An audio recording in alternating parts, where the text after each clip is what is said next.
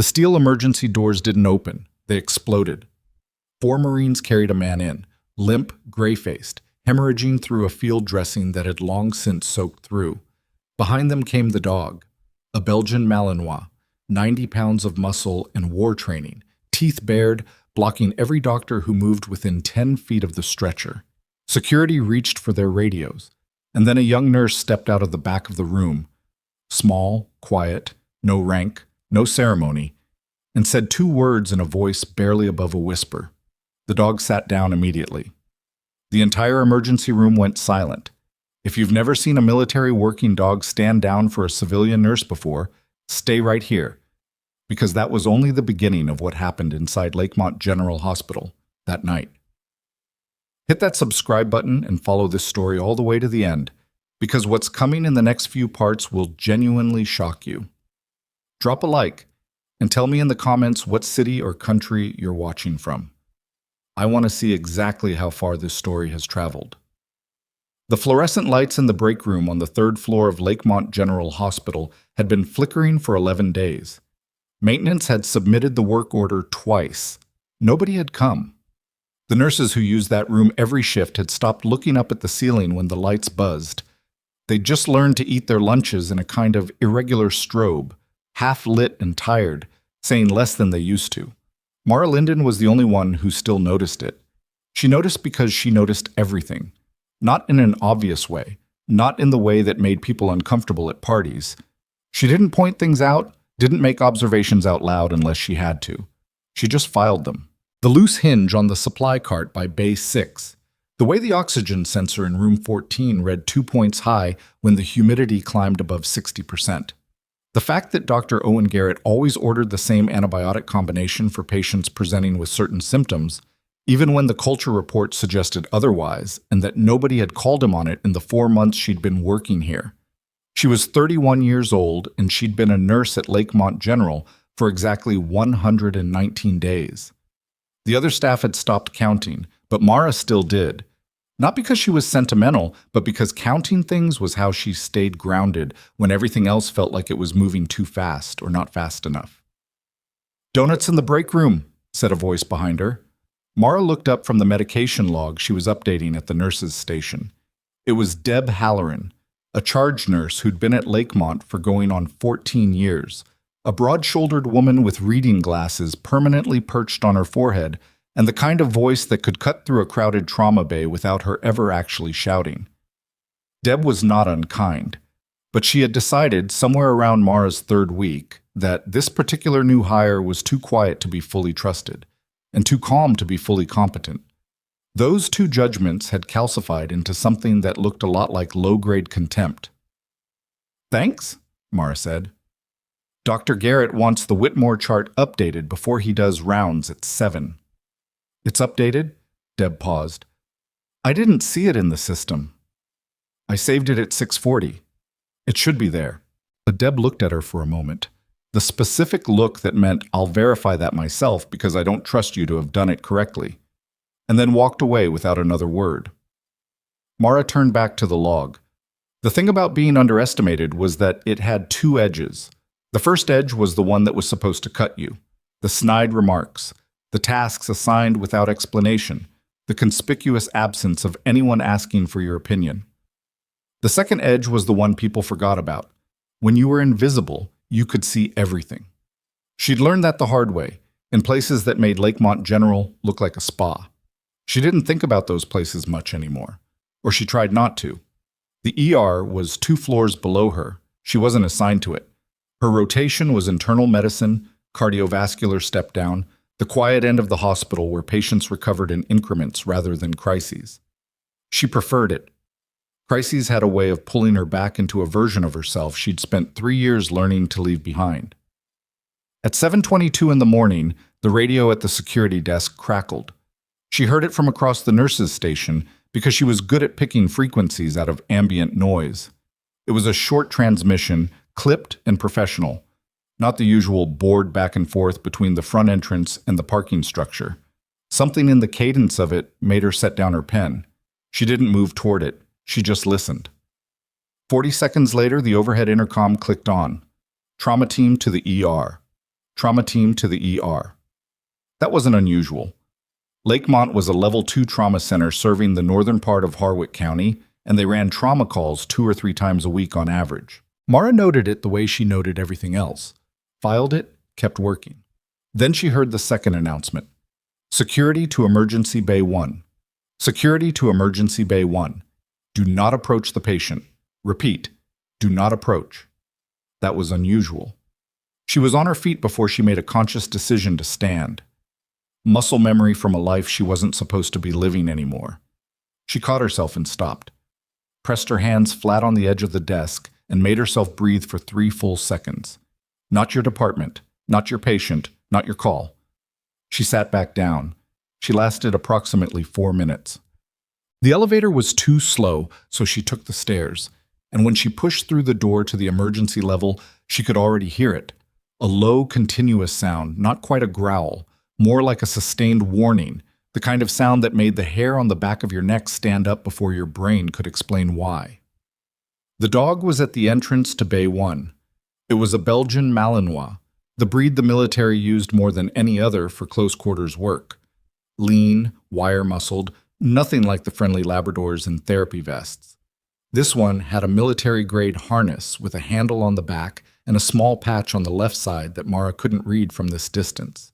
It was positioned with its body angled across the bay entrance, and every time anyone in scrubs or a white coat moved within its threshold, it stiffened and its lips pulled back. The trauma team was clustered 8 feet back, 6 of them, including Dr. Owen Garrett, who at this moment did not look like the confident, mildly dismissive physician who ran rounds at Lakemont General. He looked like a man who had never once considered that his white coat might not be enough. "Get animal control up here," he said, to no one in particular. His voice was controlled, but the volume was wrong, slightly too loud, the way people talked when they were covering nerves. "Animal control's 40 minutes out," said one of the security officers. Young guy, new, visibly unsure where to stand. "What about the handler?" "There's no handler." Garrett turned. "What do you mean there's no handler?" "The men who brought him in, they left the dog, and they left. We don't know, That doesn't make any sense." "Sir, I'm just telling you what—" "Where's the patient?" Mara asked. Everyone looked at her. Garrett's expression shifted from alarm to annoyed in the space of a second, the way it did when she spoke in rounds without being addressed first. "Nurse Linden, you're not assigned to—" "I can see the patient on the gurney from here," she said. "What are his vitals?" "This is not your—" "Dr. Garrett." She didn't raise her voice. "What are his vitals?" It wasn't really a question, the way she said it. Something in her tone made one of the ER nurses, a woman named Tomas, who'd been working trauma for 6 years, automatically reach for her clipboard and read them out, slightly ahead of Garrett's objection. BP 84/50 and dropping, pulse ox 88, GCS of 8, breathing's labored, rate of 28. Chest sounds are— We couldn't get close enough for a full assessment. Mara was already calculating.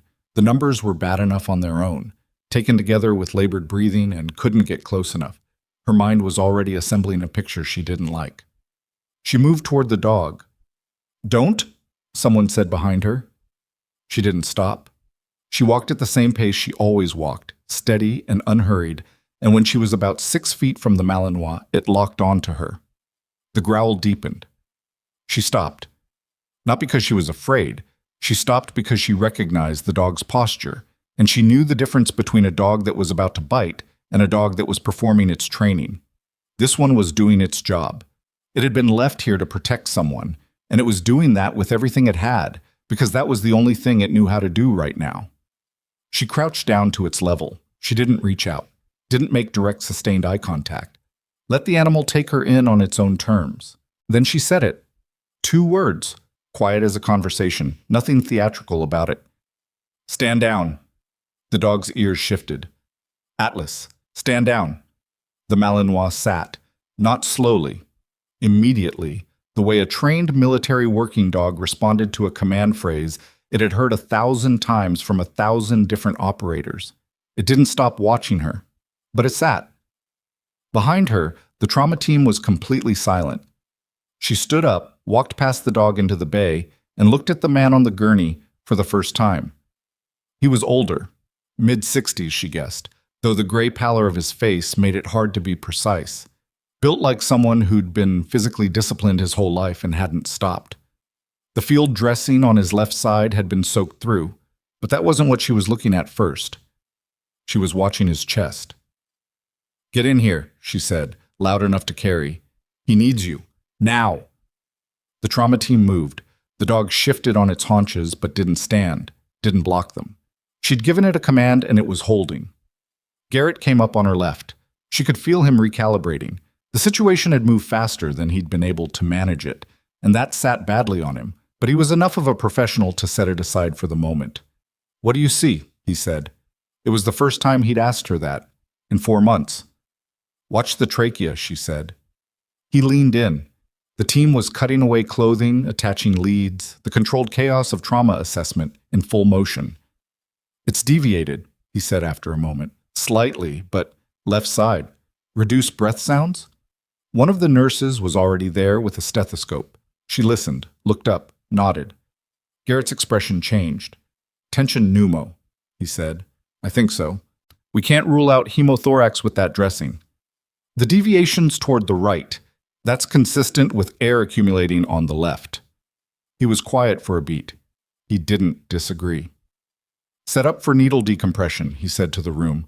"Left second intercostal, mid-clavicular line. Let's move." The team moved.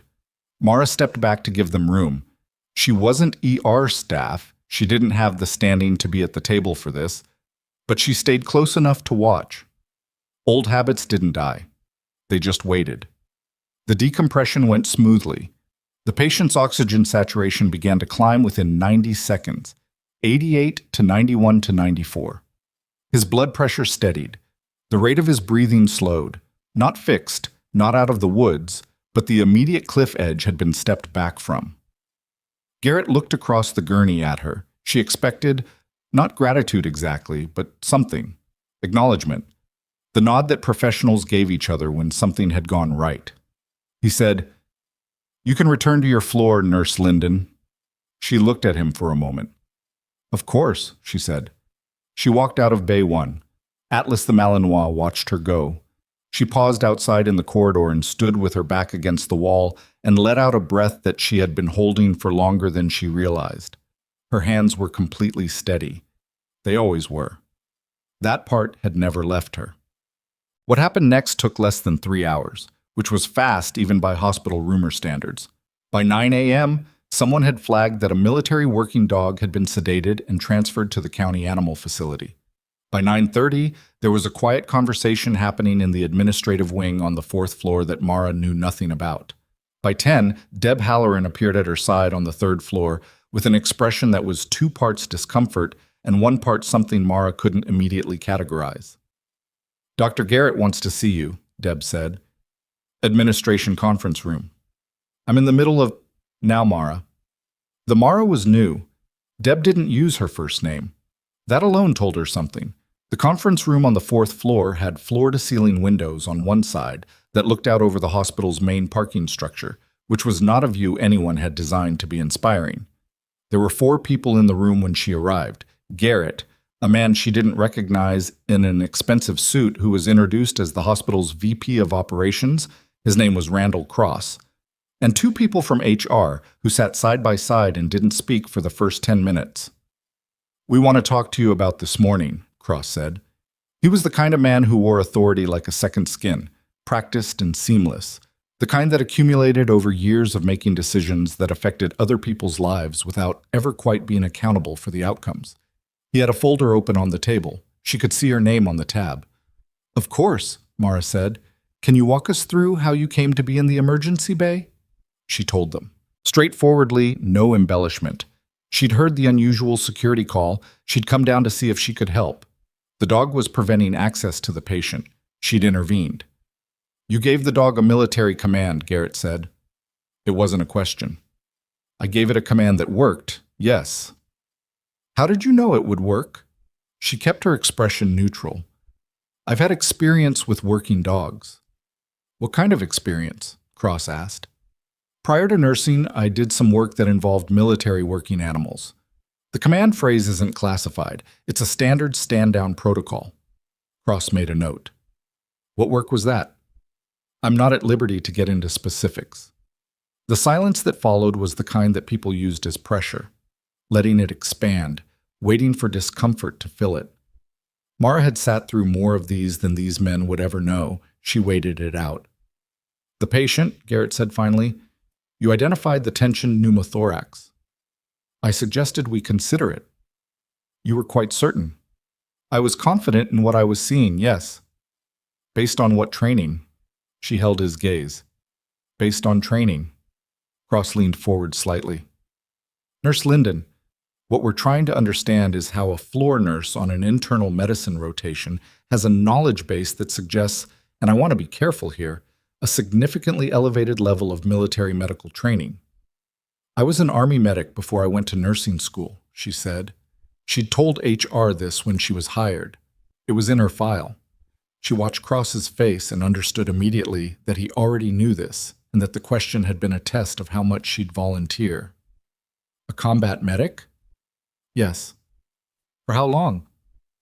6 years. And during that time, what unit were you attached to? I'm not going to answer that. The two HR people shifted in their seats. Garrett was very still. You're not going to answer, Cross repeated. No. That's not... I've told you what's relevant, Mara said. I heard a call. I came down. I helped with a patient. The patient is stabilized. I don't think there's actually anything here that requires this much administrative attention. Cross closed the folder. Not the motion of a man who's finished. The motion of a man who's decided to approach from a different angle. You're aware, he said, that Lakemont General has relationships with certain federal contractors related to healthcare consulting. The patient who was brought in this morning is connected to the military in a significant way. There are sensitivities around any staff interaction that could be perceived as overstepping. Mara looked at him. I helped stabilize a dying man. And we appreciate... I'm not sure you do. The temperature in the room changed. Nurse Linden, Garrett said, and his voice had shifted slightly. Less annoyed, more careful. Nobody is suggesting you didn't do the right thing medically, but there are protocols around unauthorized presence in the ER during an active trauma, and we need to document. I understand that, she said. Document whatever you need to. She stood up. Are we done? They let her go. She knew, walking out of that room, that they were not done. She found out in the afternoon from Tomas, the ER nurse, who'd read the vitals that morning, that the patient's name was being kept off the public board, that the 4 men who'd brought him in had identified themselves as active duty Marines before departing with no further explanation, that there was apparently some kind of notification process underway involving the patient's military contacts. He's got a star somewhere, Tomas said, refilling her coffee at the 3rd floor station. She wasn't supposed to know this. She clearly did. Like, retired. People are being weird about it. People are being weird about a lot of things today, Mara said. That thing you did with the dog. Tomas looked at her. Where'd you learn that? I used to work with them. Like, where? Mara wrapped her hands around her coffee mug. Overseas. Tomas studied her for a moment, then seemed to decide the answer was both accurate and complete, and that pressing further would get her nowhere. She was right on both counts. The rest of the afternoon was ordinary in all the ways that felt slightly wrong after a morning like that one. She did her rounds, she updated charts, she caught a potassium abnormality in a post-cath patient that the resident had missed, mentioned it without making a production of it, and watched the resident scramble to correct the order before Garrett came back around. Small win. The kind no one saw. At 4:15, Deb Halloran appeared again. This time her expression was just one thing, uncomfortable. Human Resources wants you before you clock out, she said. Mara set down her pen. Okay. Mara. Deb stopped. She seemed to be working out whether to say something. I don't know what's going on. They told me to bring you down. I know, Mara said. It's fine. It was not fine.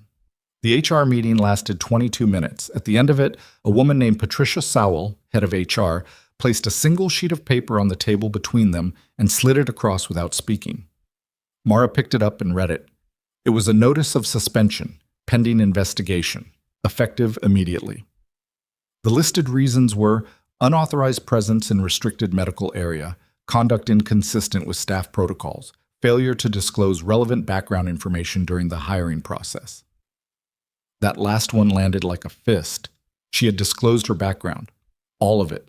Everything she was permitted to disclose, which was exactly what she'd told Cross that morning.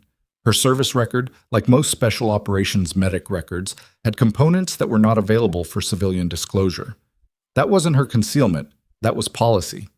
Someone in this building knew the difference, and they'd chosen to write it up this way anyway. She put the paper back on the table. "I'll need a copy of this," she said. "We can mail. I'll need a copy now." Patricia Sowell made a copy. She slid it across. Mara folded it once and put it in her pocket. "I'll need my personnel access code to remain active until I can retrieve personal items from my locker," Mara said. That's required under the hospital's own employment policy, Section 12, Paragraph 4. Suspended employees retain locker access for 48 hours. Patricia Sowell blinked. "I'll have to verify." "I'll wait," Mara said. She waited. They gave her the access. She went to her locker. She took her bag.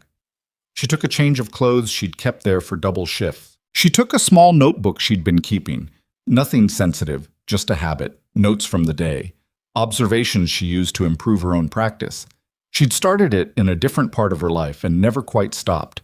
She took the stairs again on the way out, not the elevator.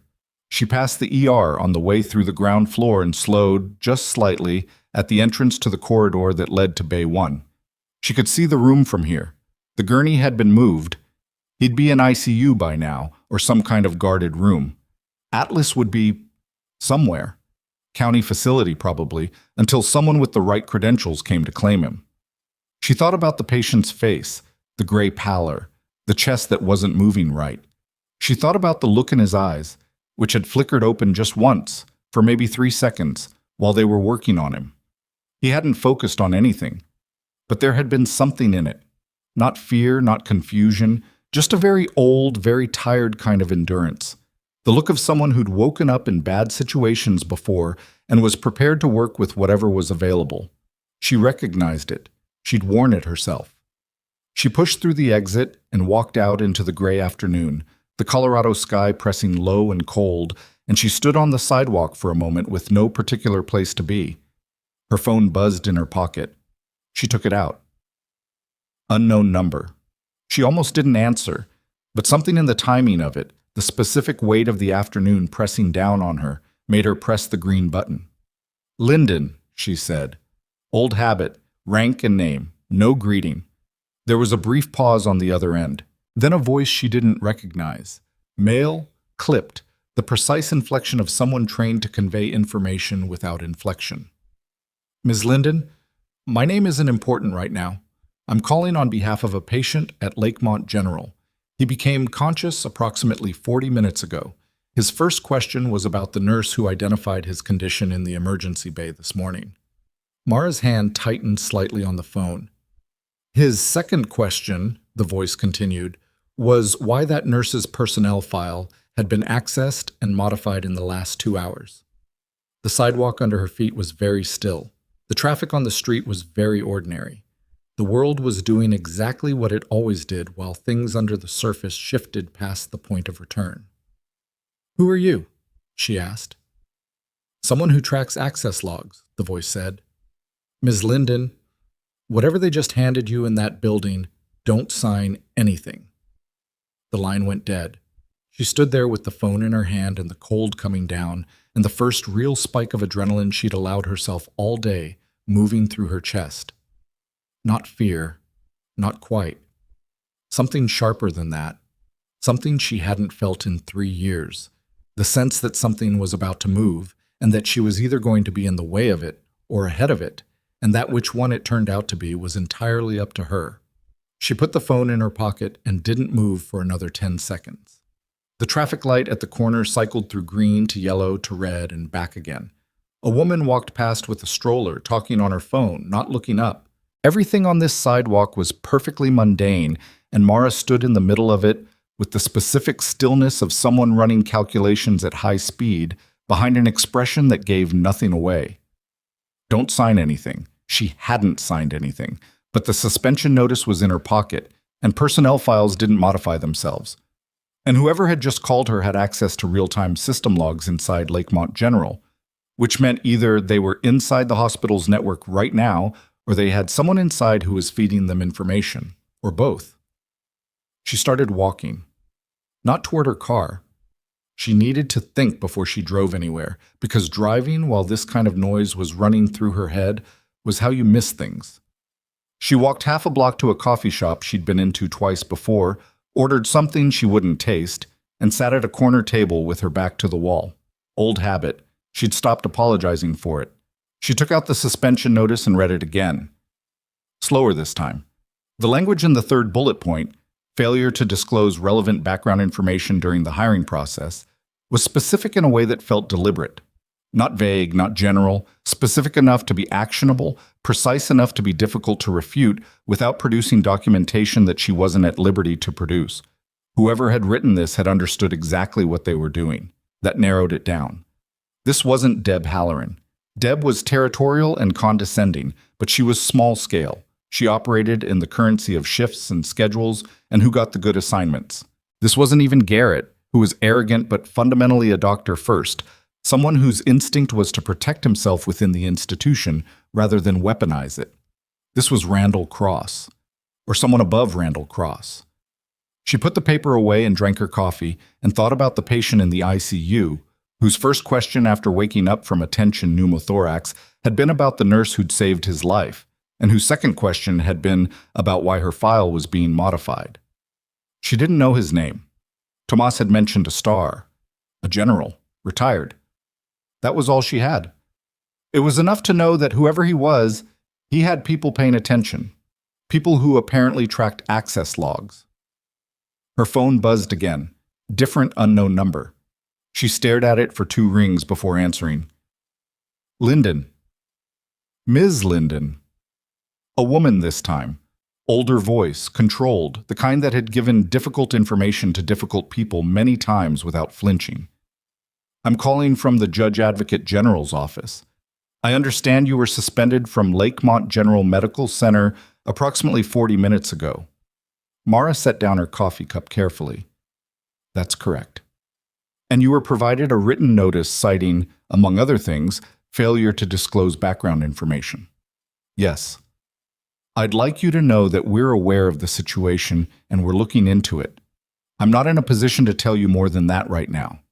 What I can tell you is that you should not communicate with hospital administration without legal representation present, and you should not access any hospital systems remotely. I don't have remote access.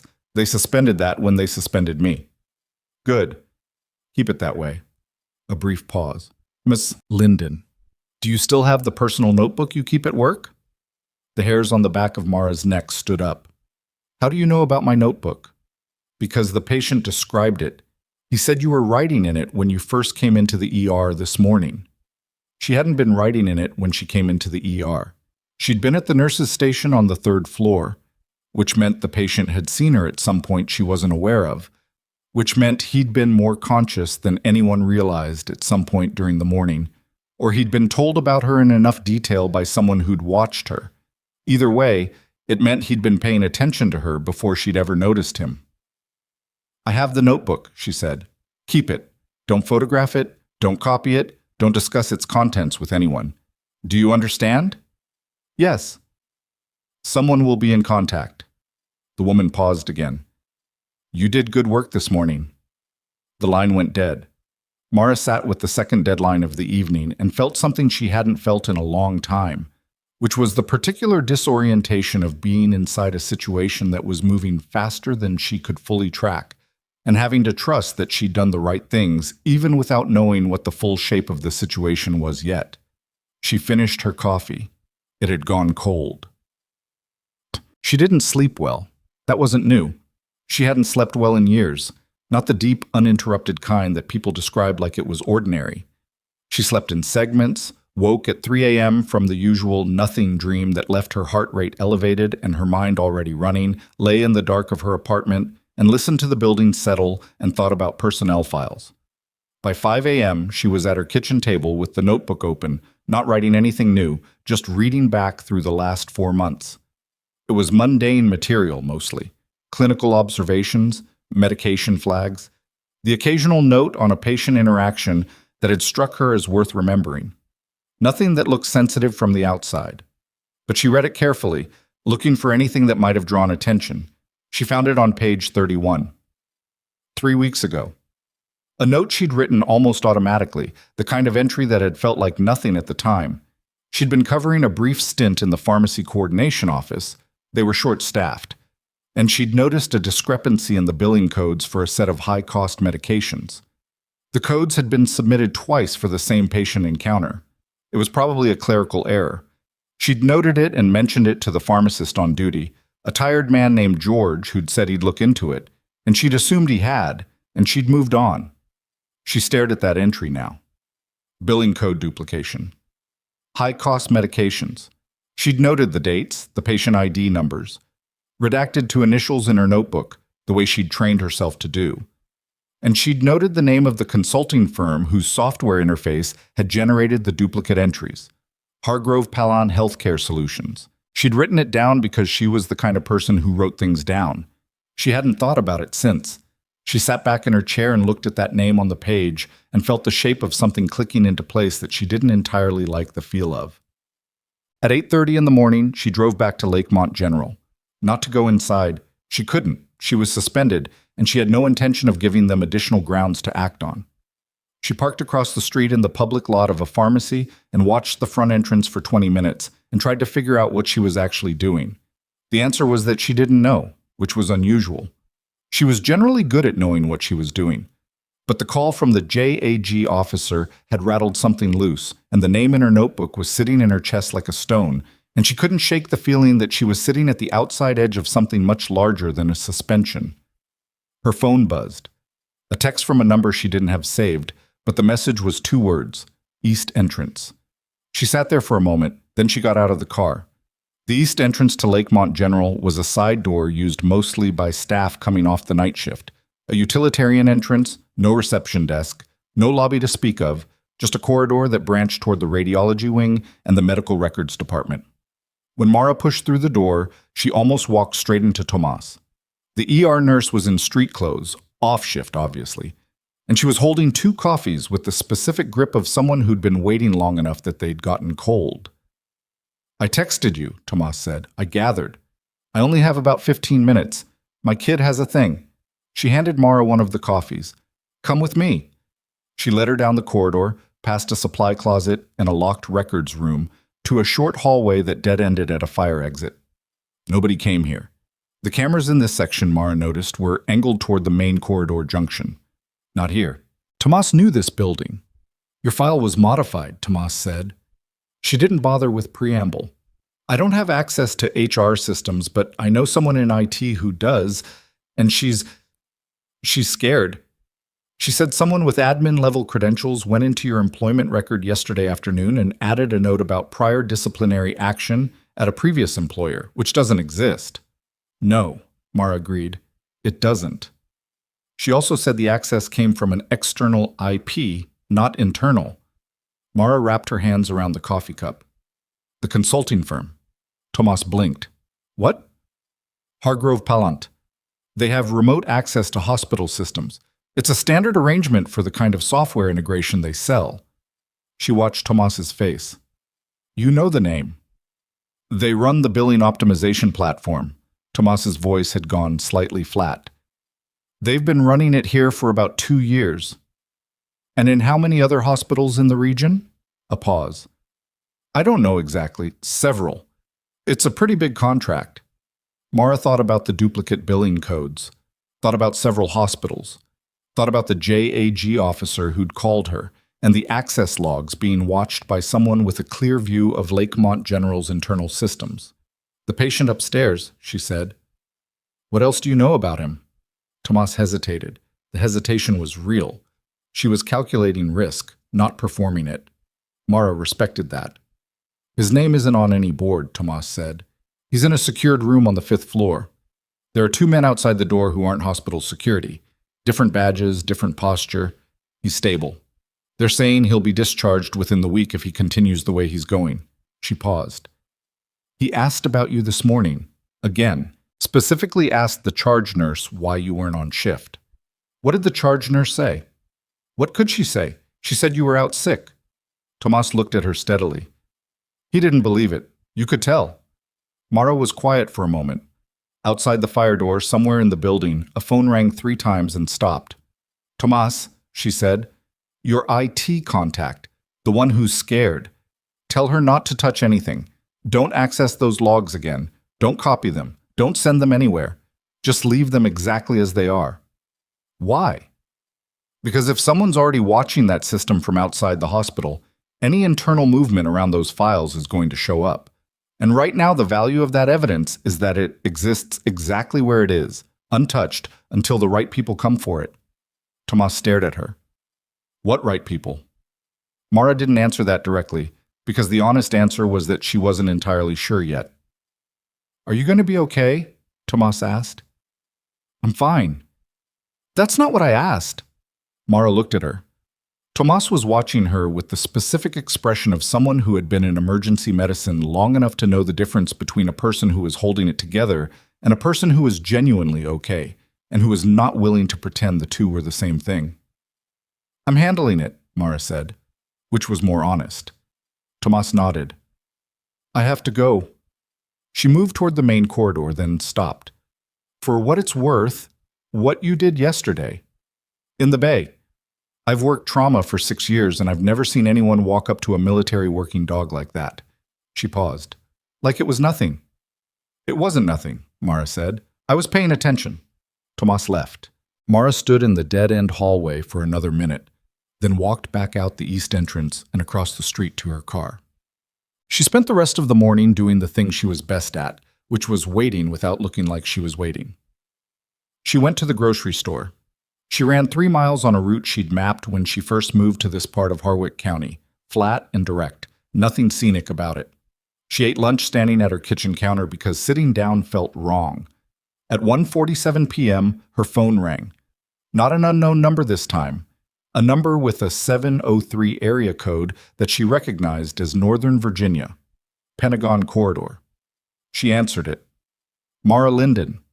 The voice was male, mid-50s, and had the particular quality of someone who had not had a superior officer in a very long time. My name is Brigadier General Thomas Eakin, retired. I'm calling on behalf of General David Voss. She sat down. She knew that name.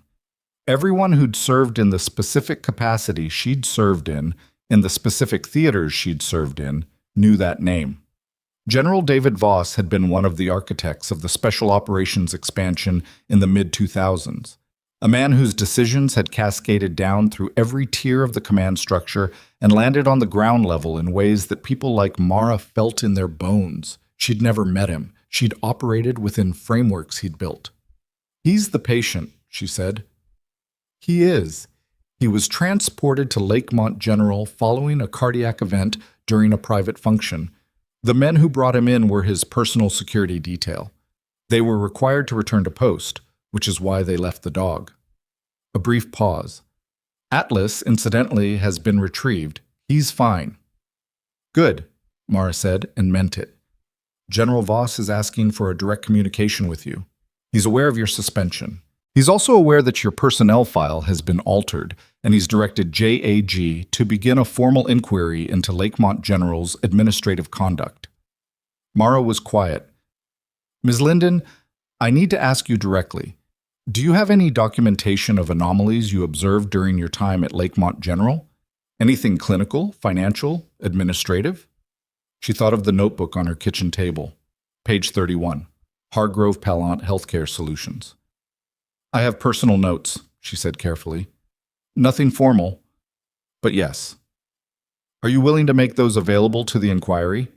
I'm willing to have a conversation about it with legal representation present, yes. There was a sound on the other end that might have been a short exhale of approval. Good answer, Eakin said. There'll be a JAG attorney at your door within the hour. Don't let anyone else in before then. General Eakin? She stopped him before he could end the call. The consulting firm, Hargrove Pallant. How big is this? A pause that ran 3 full seconds.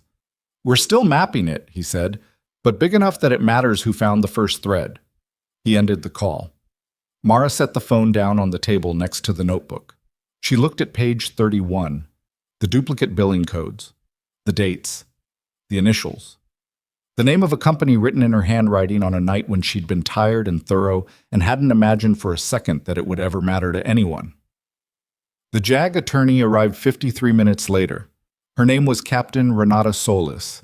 She was younger than Mara had expected, mid-30s, carrying a hard-sided case and wearing civilian clothes, but moving with the posture of someone who'd never fully left the military behind. Mara recognized the walk. Miss Linden, Solis said. Can I come in? Yes. They sat at the kitchen table. Solis opened the case, set up a small recording device, placed 2 business cards on the table between them. Everything efficient, nothing wasted. I want to be clear about something first, Solis said. My role here is to represent your interests in connection with the JAG inquiry into your suspension. That's separate from any investigation into Lakemont General or Hargrove Pallant. You're not a subject of that investigation. You're potentially a witness, and a significant one. Do you understand the distinction? Yes. Do you have legal counsel you'd like to contact before we proceed? Do I need it? Solis looked at her directly.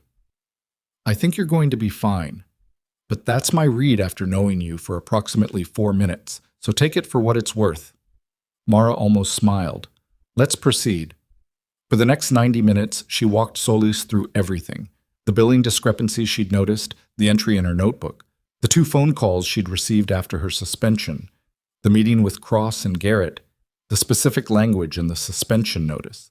She was precise and sequential, the way she'd been trained to debrief, all those years ago, in rooms where the quality of your memory could determine other things.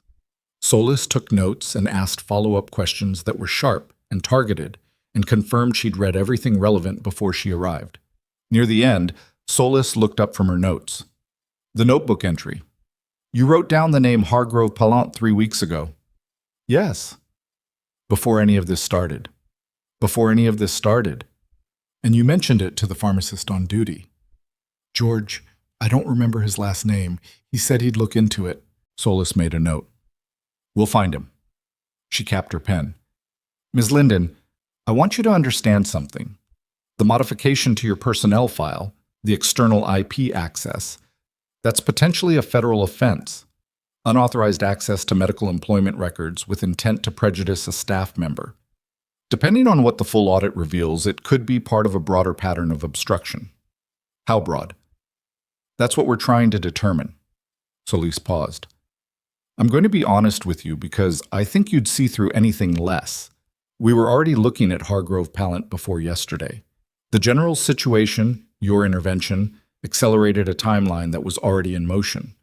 Your notebook entry is corroborating evidence for something investigators have been building from another direction. Mara processed this. Someone else found it first. Someone else found the edges of it.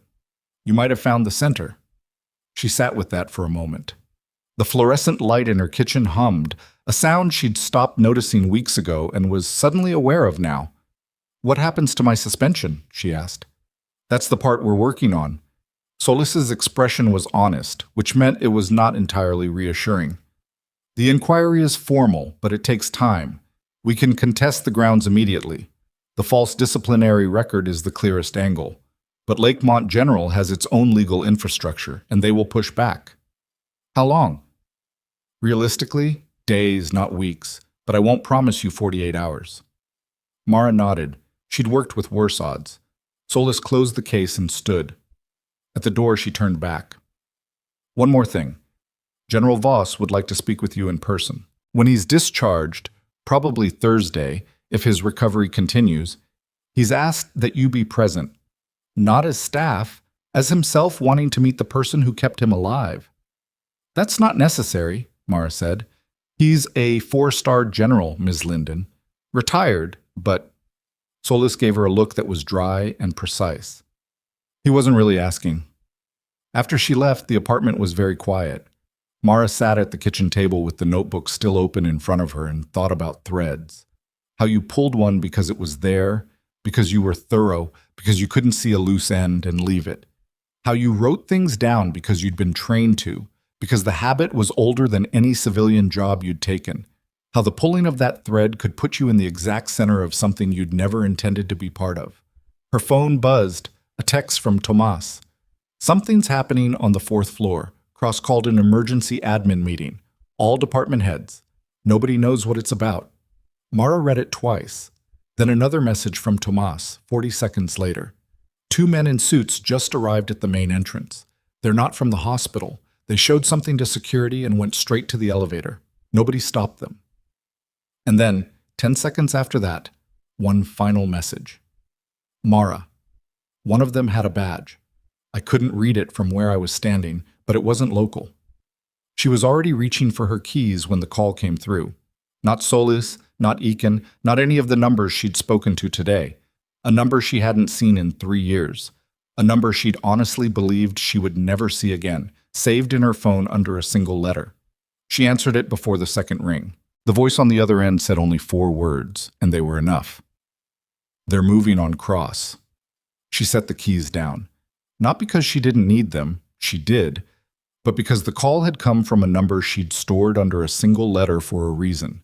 And the person attached to that letter didn't make contact without thinking it through 3 times first.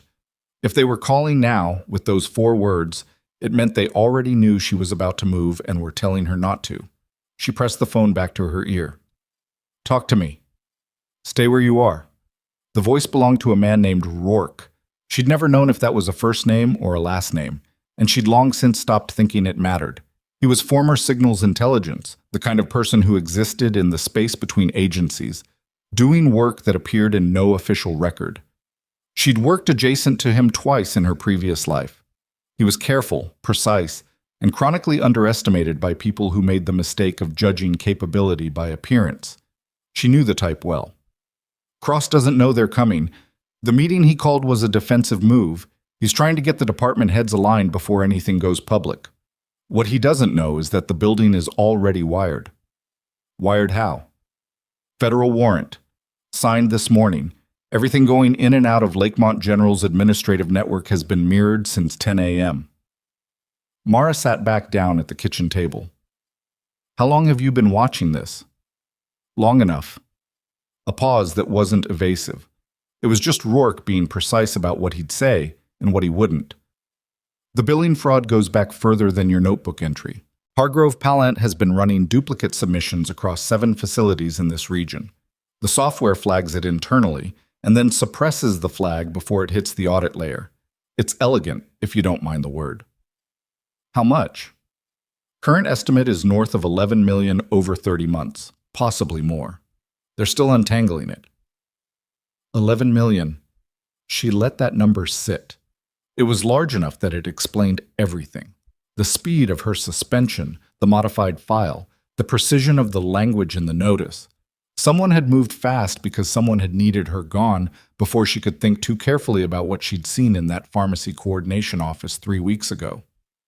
The pharmacist, she said, George, retired 2 weeks after your conversation with him. Medical leave, then early retirement package. Rourke's voice didn't shift in tone. He didn't need to add anything. The timing said everything. Your notebook is going to matter, Mara.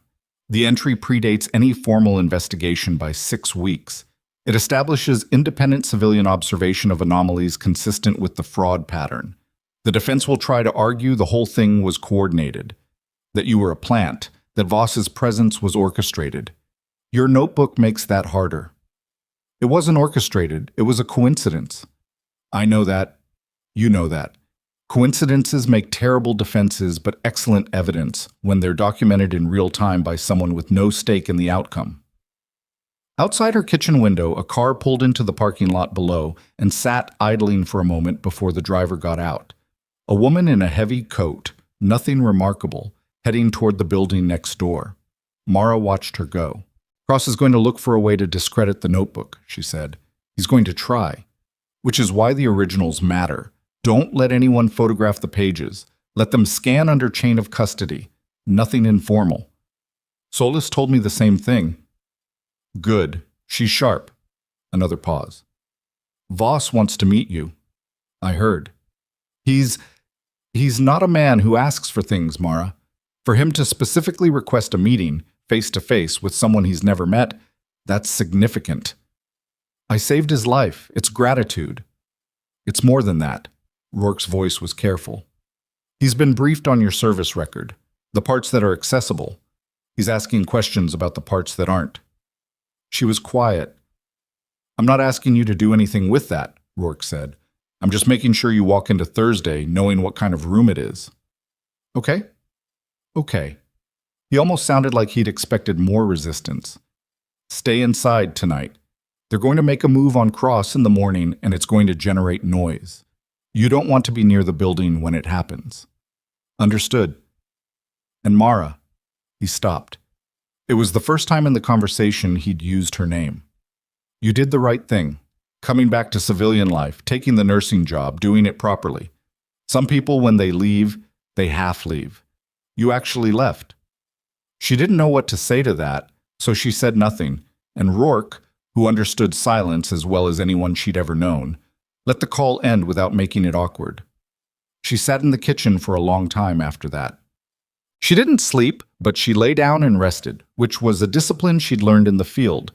You didn't always get sleep, so you learned to make rest count when sleep wasn't coming. She was up at 5:30, ran her route in the dark, came back and showered, and ate something that wasn't particularly good, but was calorie-dense and practical. At 7:48 a.m., her phone showed a news alert from the Harwick County Tribune's breaking news feed. Federal investigators present at Lakemont General Medical Center, administrative wing access restricted. By 8:10, there were 3 more alerts from different local outlets. By 8:30, the story had enough detail to tell her that whatever had happened inside the building that morning had not been quiet. Federal presence at a regional hospital was the kind of thing that spread fast, and the specific mention of the administrative wing, not the ER, not patient care, the administrative wing, told its own story to anyone reading carefully. Tomas texted at 8:52. Cross isn't here. His office is locked. People are saying he called in, but nobody's seen him. ER is running normal. It's the 4th floor that's completely shut down. Then, a minute later, Garrett is doing rounds like nothing happened. He looks terrible. Mara read that twice. Garrett doing rounds, looking terrible, maintaining the clinical schedule. That was the behavior of a man who was trying to place himself clearly on the I'm a doctor, I do medicine side of whatever line was being drawn. She couldn't entirely blame him for that. He'd been unpleasant to her, dismissive, condescending in the specific way of men who'd never once had their competence questioned and couldn't fathom why anyone else's deserved scrutiny. But he wasn't Cross. She didn't think Garrett had known what was in those billing systems. She thought about the afternoon in the conference room. The way Cross had held the folder with her name on the tab, the specific precision of the language in the suspension notice. He'd known, or at least he'd known enough to know that someone needed to be moved before things started moving. The question now was how much he'd actually participated in versus how much he'd enabled by looking away. Bargote. Captain Solis called at 9:15. You've seen the news? Yes, Mara said. Federal agents executed a search warrant on the administrative offices at Lakemont General at 7 a.m. this morning. They've also executed warrants at Hargrove Pallant's regional office in Denver and their data center in Aurora. A pause. This is moving faster than the typical timeline because General Voss's JAG team has been pushing, and because once the forensic audit team got into the billing system, what they found was significant enough to justify expedited action. How significant? I can share publicly available details. The rest you'll know in due course. Solis's voice was professional, but not cold. She had the specific tone of someone who understood that the person on the other end of the call deserved honesty within limits. Mara, I want you to come in today, not to the hospital, to our field office. We have space set up. I want to walk through your testimony formally, on record, with the notebook present. When? As soon as you can get here. I'll text you the address. Is this voluntary? For now, yes. I'd like it to stay that way, which is why I'm asking now rather than later. She drove to the JAG field office, a nondescript commercial building in a business park 20 minutes from her apartment, the kind of place that was designed to look like it sold insurance or managed IT infrastructure.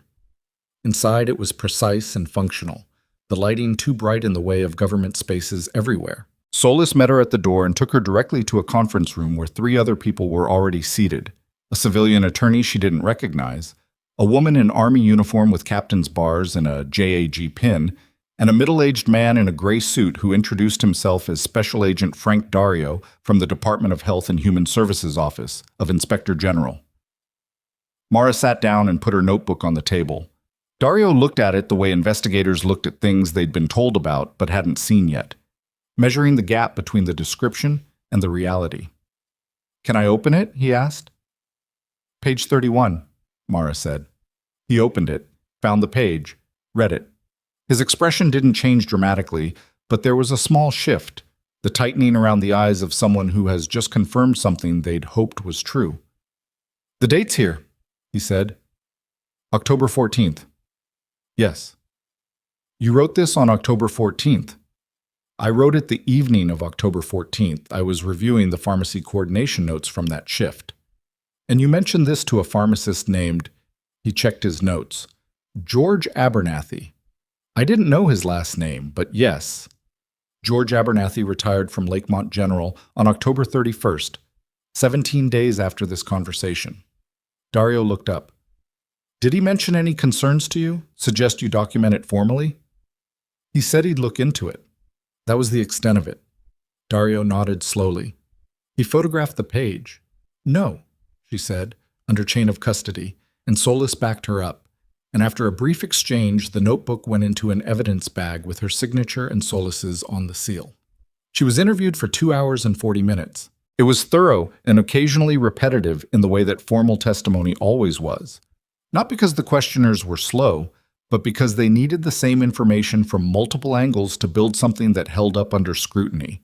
She answered everything they asked and asked for clarification when the question was ambiguous and didn't speculate when she didn't know. At the end, Dario leaned back in his chair and looked at her with the expression of someone making an assessment.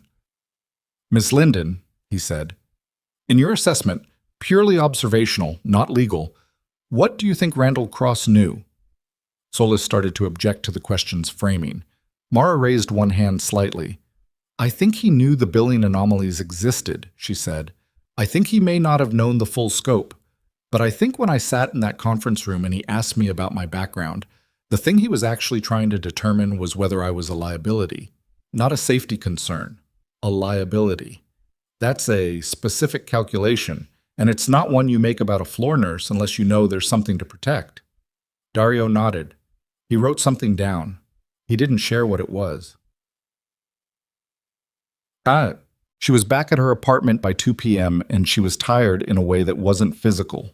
The specific exhaustion of sustained alertness, of monitoring every word leaving her mouth, of existing inside a situation that required constant precision. She made coffee and stood at her window and watched the parking lot below. Her phone rang. "Solis." "Something's happened," Solis said, and the particular weight of those 2 words told Mara to sit down. "Randall Cross's attorney made contact with our office an hour ago. Cross is prepared to cooperate with the investigation. In exchange for cooperation, he's requesting immunity from certain charges."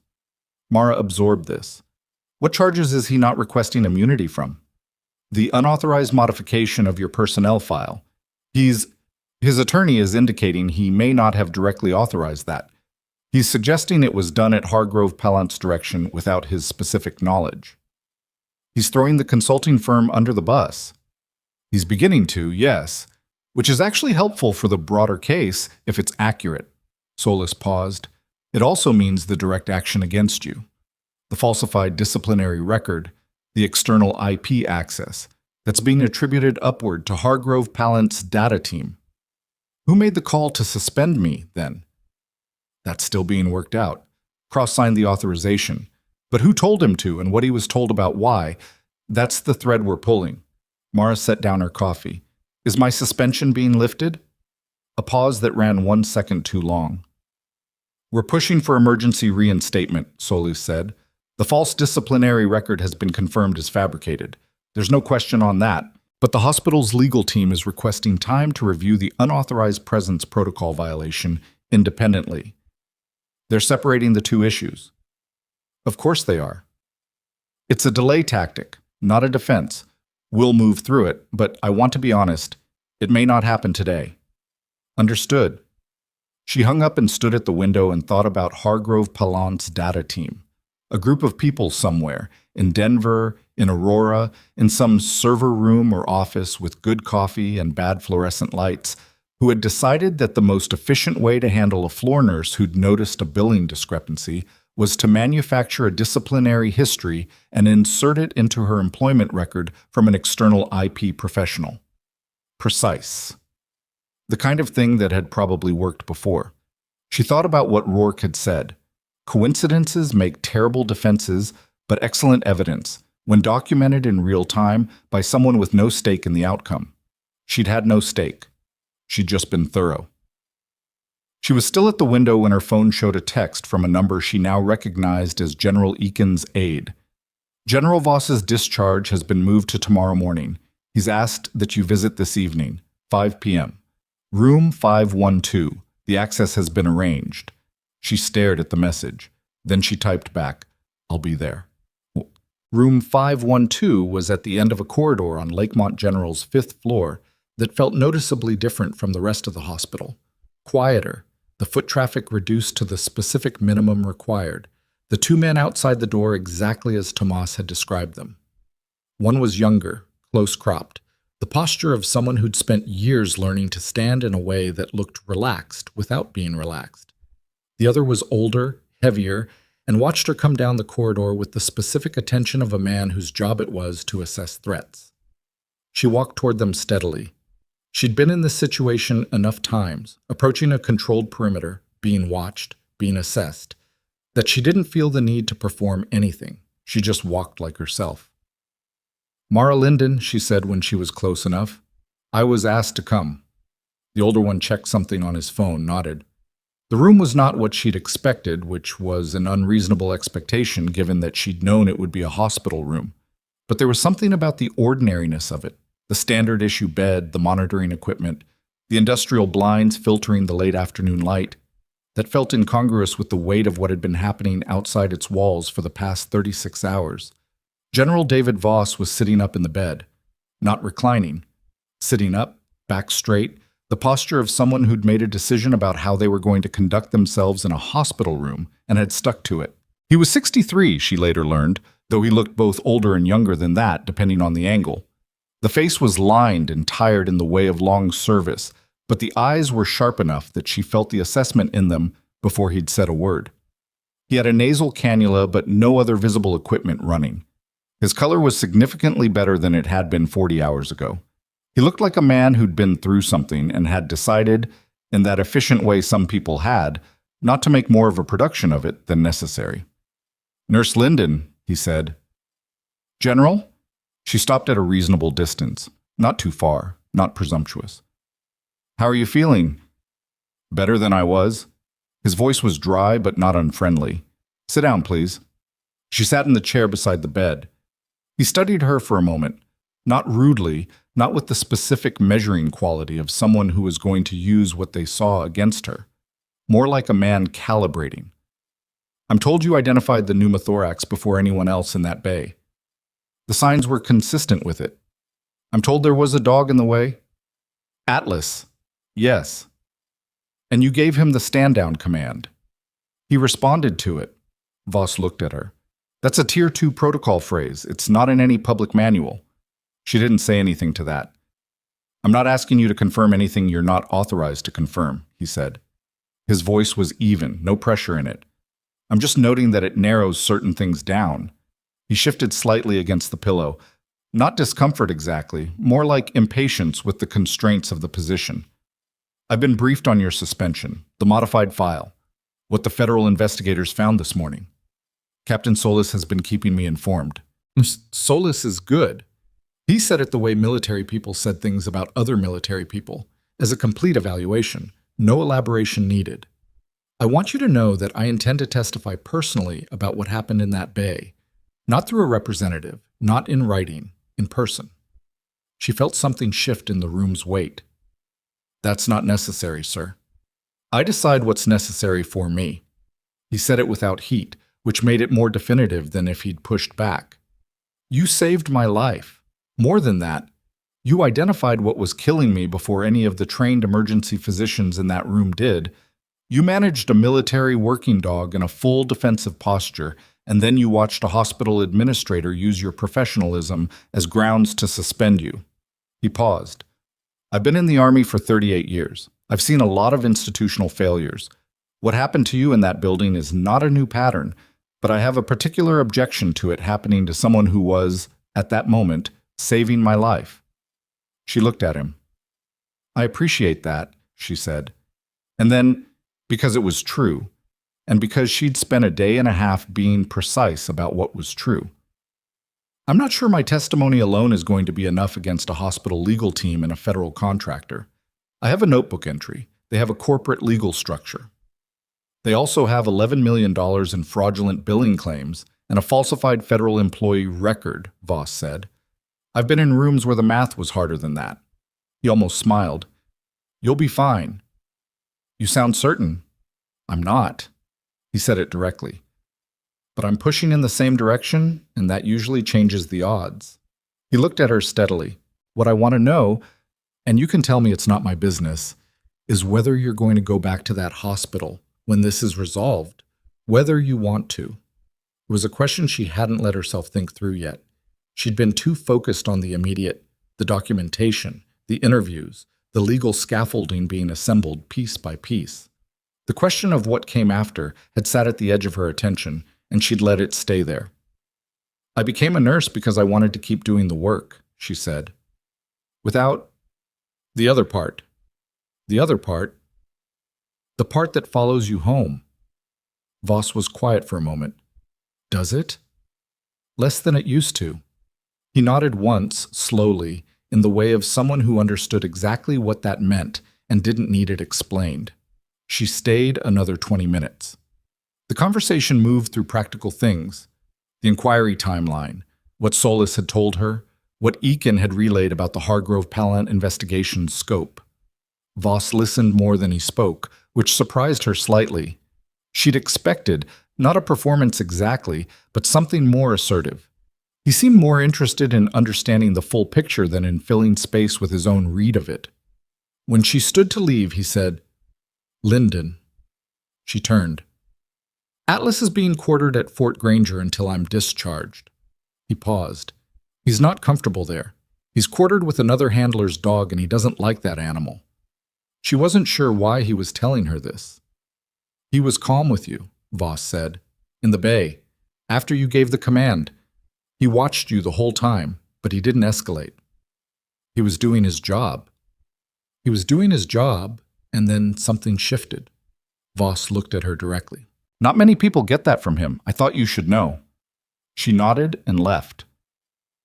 In the elevator going down, she thought about a dog sitting in a harness in a strange place, unsettled by the proximity of an animal it had decided it didn't trust. The specific loneliness of a working animal separated from its person, in an environment that made no sense to it. She thought about what Rourke had said. You actually left. She pushed the thought away and focused on the lobby floor. The call came at 11:47 p.m. She was awake. She'd known she would be, the way she always knew on nights when things were in motion. She'd been sitting in the dark of her living room with the lights off and the window cracked, the cold Colorado air coming in thin threads, listening to the building and thinking about nothing in particular the way she'd learned to do when her brain needed to process without being directed. The number was Solis. I'm sorry to call this late, Solis said. She didn't sound sorry. She sounded like someone who'd been awake for a long time and had moved past apology into pure function. Something's happened. Tell me. Hargrove Pallant's legal team filed an emergency motion tonight to seal the billing audit records pending a counter-investigation they're alleging was improperly conducted. A brief pause.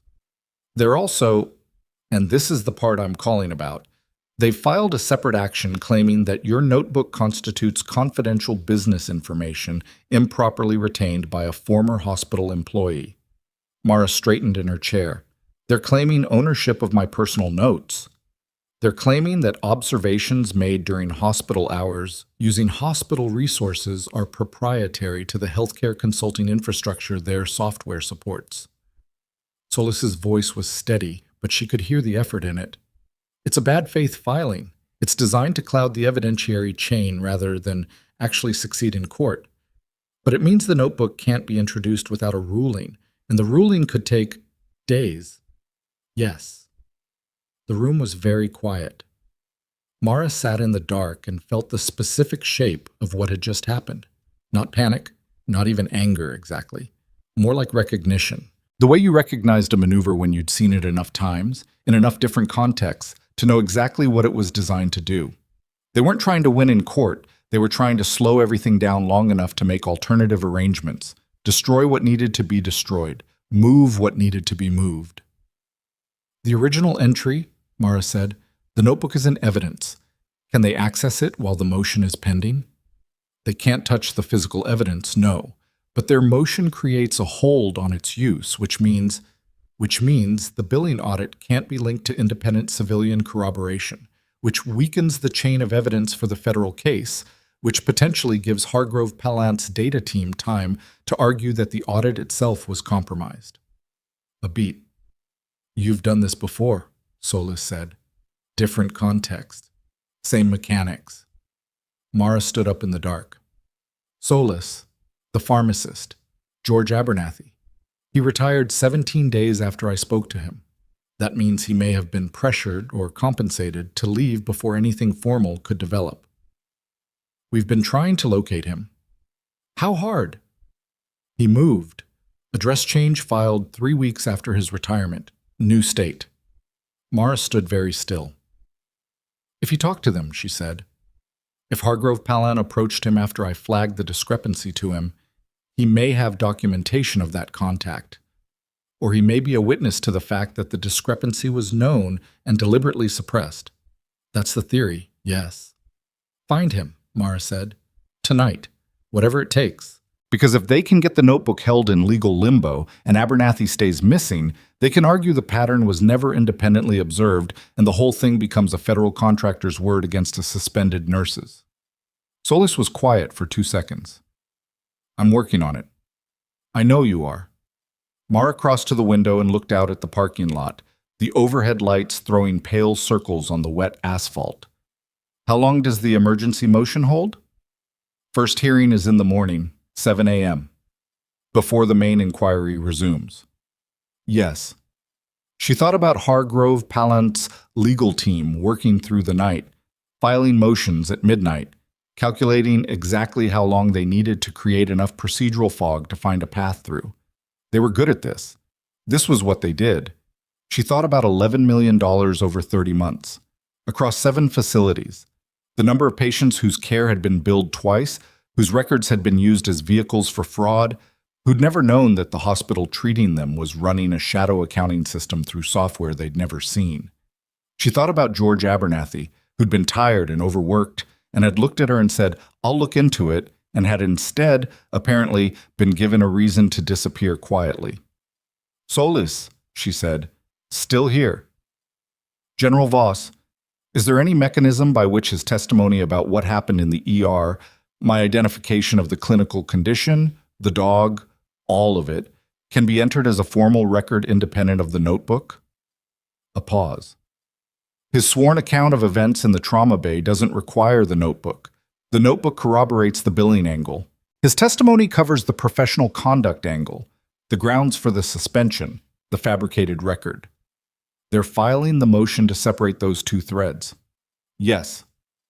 So even if they tie up the notebook, Voss's testimony still goes to the conduct question. Correct. Which means Cross's suspension and the falsified file can proceed even while the billing case is in a holding pattern. That's right. She turned away from the window. Okay? Okay? Solis repeated carefully, as if testing the word. That's... You sound almost calm. I am calm. Most people in this situation, I know... She moved toward the kitchen, turned on the small light above the stove rather than the overhead, and filled a glass of water. Get some sleep, Solis. You have a 7 a.m. hearing. What are you going to do? She drank half the glass, set it down. Think. She was still thinking at 1 a.m. when her phone buzzed with a text from the single-letter contact she'd spoken to the previous morning. No words, just a link to a property records database with an address in New Mexico highlighted. George Abernathy's new address. She stared at it for a full minute. Then she forwarded it to Solis with a single line. Don't ask how I have this. She was setting the phone down when it rang again, and the number that appeared on the screen made her go completely still. Not Solis, not Rourke, not Eakin, not any number she'd spoken to in the last 2 days. It was the main line for Lakemont General's administrative offices. At 1:17 in the morning, she answered. The voice on the other end was Randall Cross. She almost didn't say anything. She let the silence run for 3 full seconds, just to see what he'd do with it. Ms. Linden? Cross's voice was different from the conference room version. The conference room version had been controlled, layered, built on the assumption that he held the higher ground. This version was flatter. Not broken, not yet. But the architecture of confidence was gone from it, and what was underneath was something more exposed. I know what time it is. I wouldn't be calling if I had a better option. You have attorneys, she said. My attorneys are managing the legal situation. I'm not calling about the legal situation. She sat down at the kitchen table. The small light above the stove was still on, throwing a narrow yellow band across the counter. Then what are you calling about? A pause. She heard him exhale. The slow kind that came at the end of a long day of not exhaling properly. I need you to understand something about the suspension, about the file. I'm listening. I signed the suspension authorization. That part is accurate. What I was told, what I was given as the basis, was that you had unauthorized presence in a restricted area and a background disclosure issue. I was not told that anyone had modified your employment record. I found out about the external access the same way your attorney did from the federal audit log. She looked at the ceiling. It was a very ordinary ceiling. You're saying you didn't know your own personnel file had been altered. I'm saying I didn't authorize it, and I didn't know it had happened until approximately 6 hours after you were handed that suspension notice. And when you found out? Another pause. Longer. I made some calls I shouldn't have made. To Hargrove Palant. He didn't answer that directly, which was its own answer. Miss Linden, I have cooperated fully with the inquiry. I have provided everything I have. Access logs, email archives, contract documentation, everything. I know, she said. Captain Solis told me. Then you know I'm not trying to run from this. His voice shifted again, and she heard something underneath it that she hadn't expected. Something that sounded genuinely worn down. Not the performance of contrition, not a legal strategy, just exhaustion. I made decisions that I convinced myself were institutional decisions, budget decisions. There was pressure from the board to maintain the Hargrove Palant contract because it was generating significant administrative efficiency metrics, and I didn't look closely enough at where those metrics were coming from. That's a careful way of saying you had a financial interest in not looking. Yes. He said it plainly. That's accurate. She was quiet for a moment. Outside, a car moved through the parking lot below, its headlights sweeping briefly across her window and then gone. Why are you calling me? She asked. Specifically, not Solis, not the inquiry office, me. Because I suspended you. His voice was flat and without deflection. Because I sat in that room with you and I asked you questions designed to find a way to make you a problem instead of acknowledging that you had done something correct and significant. And because what they put in your file, the fabricated disciplinary history, that was done to discredit you specifically, and I created the conditions for it by making you a target. A pause. I'm not asking for absolution. I know that's not how this works. I wanted to tell you that directly. before any of this becomes public. She sat with that for a moment. It was not what she'd expected from Randall Cross, and it was not particularly comfortable receiving it. She had no framework prepared for a version of Cross that was accountable in any honest way. She'd prepared for adversarial, she'd prepared for evasive, she'd even prepared for strategic cooperative in the legal sense. She hadn't prepared for this. "Mr. Cross," she said, "have you told the federal inquiry everything about Hargrove Pallant's billing practices? Not what you knew? Everything you suspected? Everything you chose not to examine?" A very long pause. "Yes," he said, "all of it." "Then do that again tomorrow, in the hearing, clearly and completely." She paused. "That's how this works." She ended the call. She sat at the table for a few minutes after that, not moving. Then she went back to bed, and this time she actually slept. The 7 a.m. hearing on the emergency motion lasted 41 minutes. Mara wasn't present. She had no standing to be. But Solis called her at 8:20 from the courthouse steps with the clipped, efficient energy of someone who just watched something go the right way. "The motion was denied," Solis said. "The judge found that personal observational notes made by an individual employee in a personal notebook using personal materials do not constitute proprietary business information under any applicable standard." He also noted, and I'm quoting directly here, that the filing appeared designed to obstruct rather than to litigate, and he's referring the filing itself to the bar for review. Mara was standing in her kitchen with the overhead light on this time, and actual hot coffee in her hand. The bar review. The attorneys who filed that motion may have a problem of their own. It's a separate track, but it's significant. Solis allowed herself one short moment of obvious satisfaction. The notebook is back in play. The billing audit evidence is fully admissible, and Hargrove Pallant's legal team lost their first move. What about Abernathy? 2 agents from the HHSOIG field office are in New Mexico this morning. A pause. He agreed to speak with them. Something in Mara loosened slightly. Not dramatically, nothing she'd have let show on her face, but internally, the specific tightening that had been running through her since 11:47 the previous night, released by a degree. George Abernathy in a new state with a new address, agreeing to speak. That was not nothing.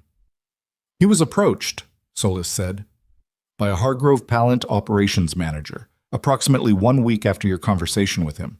He was told that the discrepancy you'd identified was a known software artifact that the company was already correcting, and that surfacing it prematurely would jeopardize a significant contract renewal and put multiple hospital jobs at risk. He was offered an early retirement package that was considerably more generous than his tenure warranted. They bought his silence and moved him out of the building before any formal inquiry could reach him. Solis's voice was precise. He kept records of the contact, the operations manager's name, the dates, the substance of what he was told. He kept them because, and I quote, "The whole thing smelled wrong, and I've learned to document what smells wrong." Mara almost smiled. Good man. He's not in a great position, legally. He accepted the package, which means there's a non-disclosure component, but NDAs don't apply to federal criminal investigations, and his attorney has already been in contact with our office. Solis paused. He also said, and this is not on the record, just what he told the agents, that he felt terrible about the way things went for you. He didn't know they were going to go after you directly. He thought they'd just clean up the software records and move on. He didn't know what he'd walked into. No, he didn't. She drank her coffee. It was good this morning. She'd paid attention to the ratio, something she usually didn't bother with. What's the timeline now? She asked. The main inquiry resumes at 10. Cross is testifying this morning. The Hargrove Pallant executives will be called later in the week. Their attorneys are negotiating the terms, which tells you they're already calculating what cooperation looks like for them. Solis took a breath. And your reinstatement. The hospital's legal team withdrew their request for additional review time this morning, approximately 30 minutes before the hearing. Mara set down her coffee cup. They withdrew it. The fabricated disciplinary record is demonstrably false. The modification is traceable to an external IP linked to Hargrove Pallant's data infrastructure. and Randall Cross's cooperation agreement explicitly includes a statement that he did not authorize the modification and was not informed of it prior to execution. There's no legal basis left to hold the suspension. Solis paused. You can return to work tomorrow, pending formal reinstatement paperwork. Or Monday, if you prefer the weekend. Mara looked out the window. The parking lot. The ordinary morning light on ordinary asphalt. Tomorrow, she said. Mazit. She spent the rest of Thursday doing things that had nothing to do with any of it. She ran longer than usual. Not because she was processing, or not only because of that, but because the weather had turned and there was actual winter sun coming down through the bare cottonwood branches along the river trail, and it was the kind of morning that rewarded moving through it. She bought groceries. She called her mother, who lived in Oregon, and knew nothing about any of this, and wanted to talk about a neighbor's dog situation that had apparently escalated into a homeowners association dispute of some complexity. Mara listened and asked questions, and it was the most normal 40 minutes she'd had in 4 days. She didn't watch the news. She knew the inquiry was running, knew Cross was testifying, knew the federal audit of Hargrove Pallant's billing records was spreading across all 7 facilities. She didn't need to watch it happen in real time. She'd learned a long time ago that the things you needed to know found their way to you. Everything else was noise. Solis texted at 2 p.m. Cross testified for 3 hours. Full disclosure. Named 3 Hargrove Pallant executives by name in connection with the billing scheme and the personnel file modification. It's on record. Then, at 4:30, Hargrove Pallant CEO. Marcus Prelli issued a statement saying the company takes these allegations seriously and is conducting an internal review. His attorney was in our office 2 hours before that statement went public. They're negotiating. And at 6:15 from Tomas, Mara. It's on the local news. They're reporting the federal investigation. They haven't used your name yet, but everyone here knows. The ER is, it's something. People are talking. She read that one twice. Then she put her phone down and ate dinner and went to bed at a reasonable hour and slept through without interruption for the first time in she couldn't remember when. Friday morning was cold and clear in the specific way of Colorado high country winters when the sky had decided to cooperate. Sharp blue, no cloud, the kind of air that tasted like altitude and made everything look more defined than usual. She drove to Lakemont General at 6:50 a.m. Not because her shift started at 7. The reinstatement paperwork wouldn't be formally processed until HR opened at 8. But because she'd been away from the building for 4 days and something in her needed to approach it on her own terms first, before the paperwork made it official. She parked in the public lot, sat in the car for a moment. The hospital looked the same as it always had.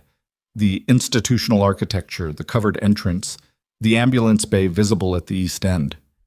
She knew this building now in a way she hadn't 4 days ago, which was not entirely a comfortable knowledge. She knew where the cameras didn't quite reach. She knew which corridor ended in a fire exit that nobody used. She knew that the fluorescent lights on the 3rd floor still flickered. She went in through the main entrance. The security guard at the front desk, a man named Walt who'd been there every morning she'd worked, looked up and something shifted in his face, not dramatically, just the particular recognition of someone who'd wondered if they'd see a specific person again. "Morning," he said. "Morning, Walt." She went up to the 3rd floor. The nurses' station was mid-morning level busy. The overnight staff in the last stretch of their shift, the day staff arriving, the specific controlled chaos of transition. She stood at the edge of it for a moment. Deb Halloran was at the station. She saw Mara, and for a moment her face ran through several things in rapid succession. Surprise, then something that might have been relief, then a complicated kind of discomfort that was probably the closest Deb Halloran ever got to regret. She walked over. Mara waited. "You're back," Deb said. "Tomorrow officially. I'm here for the paperwork this morning." Deb looked at her. She seemed to be making a calculation. Not a strategic one, more the kind that people made when they were trying to work out how much honesty a moment could hold. "I should have asked more questions," Deb said. "When they told me to bring you down to HR, I should have pushed back." Mara looked at her steadily. She thought about what to say to that and landed on the truth. "Yeah, you should have." Deb nodded, absorbing it. She didn't try to soften it or explain it away, which Mara gave her credit for. "The potassium flag," Deb said. "On Mr. Eklund, 3 weeks ago. The resident missed it." "I know. He told me you caught it." A pause. "I didn't say anything at the time." "Also should have," Mara said. Not harshly, just plainly. Deb nodded again.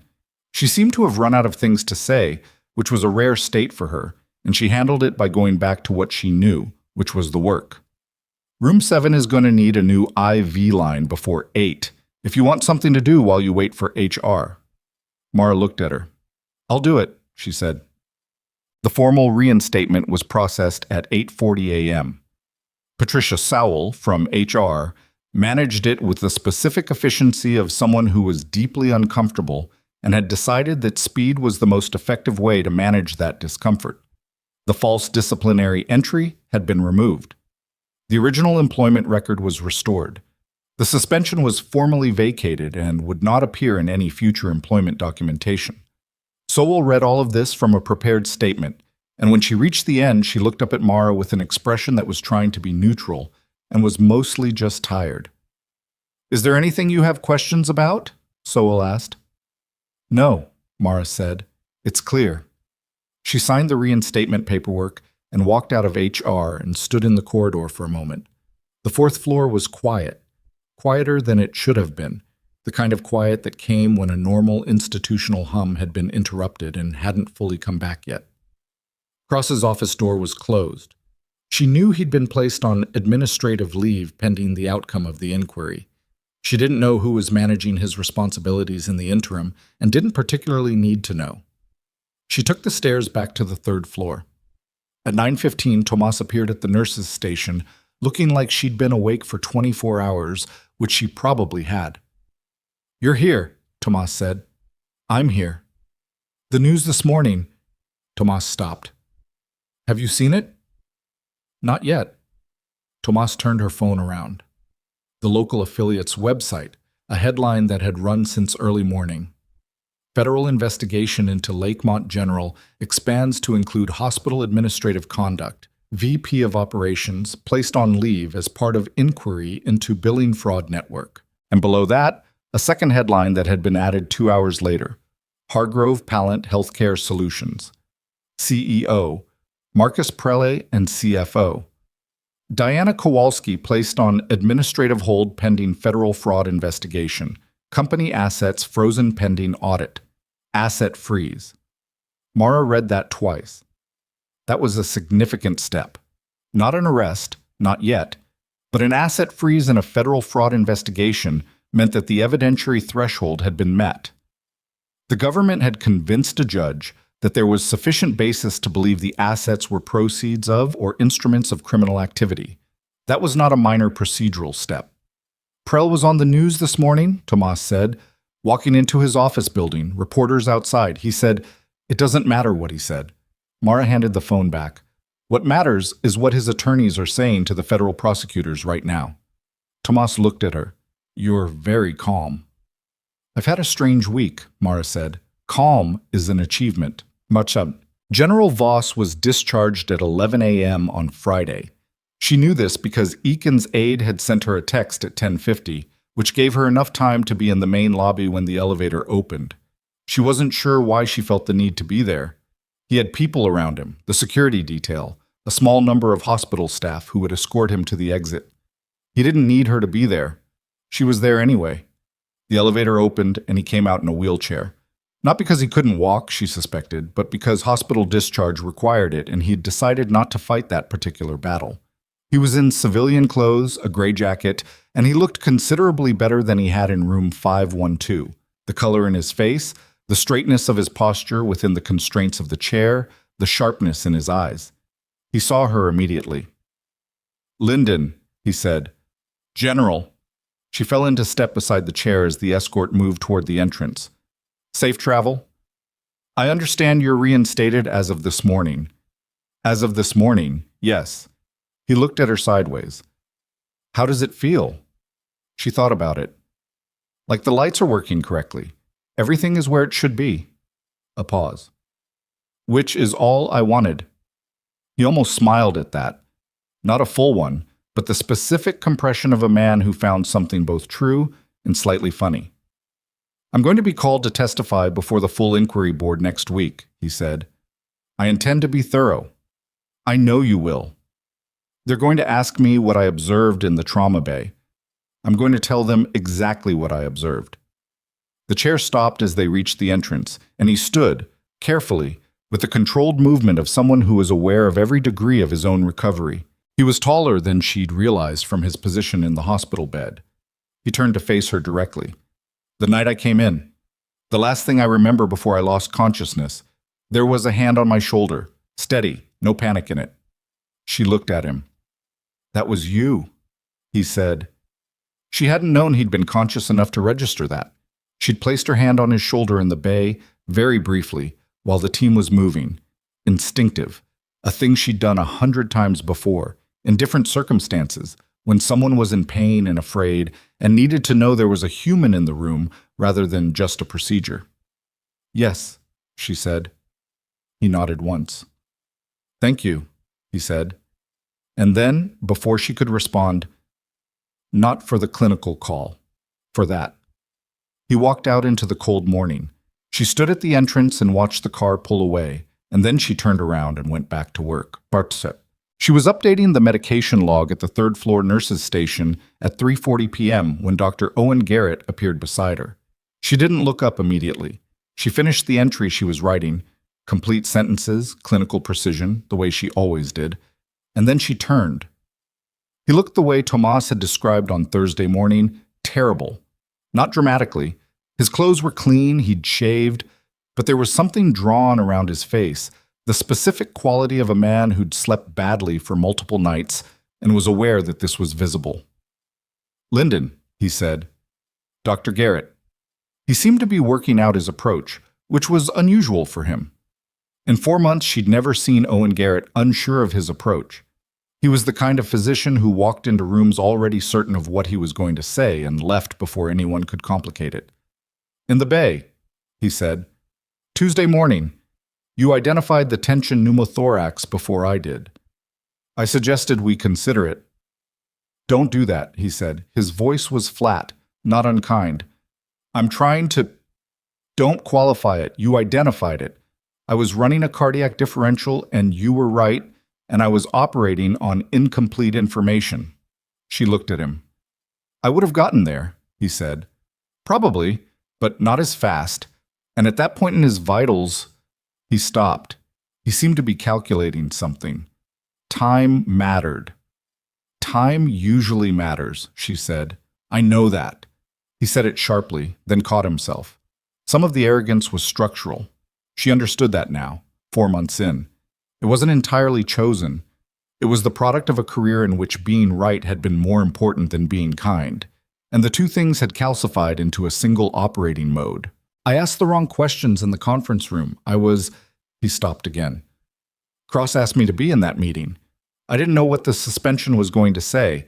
I want to be clear about that. Were you aware of the billing issues? A pause. No, genuinely no.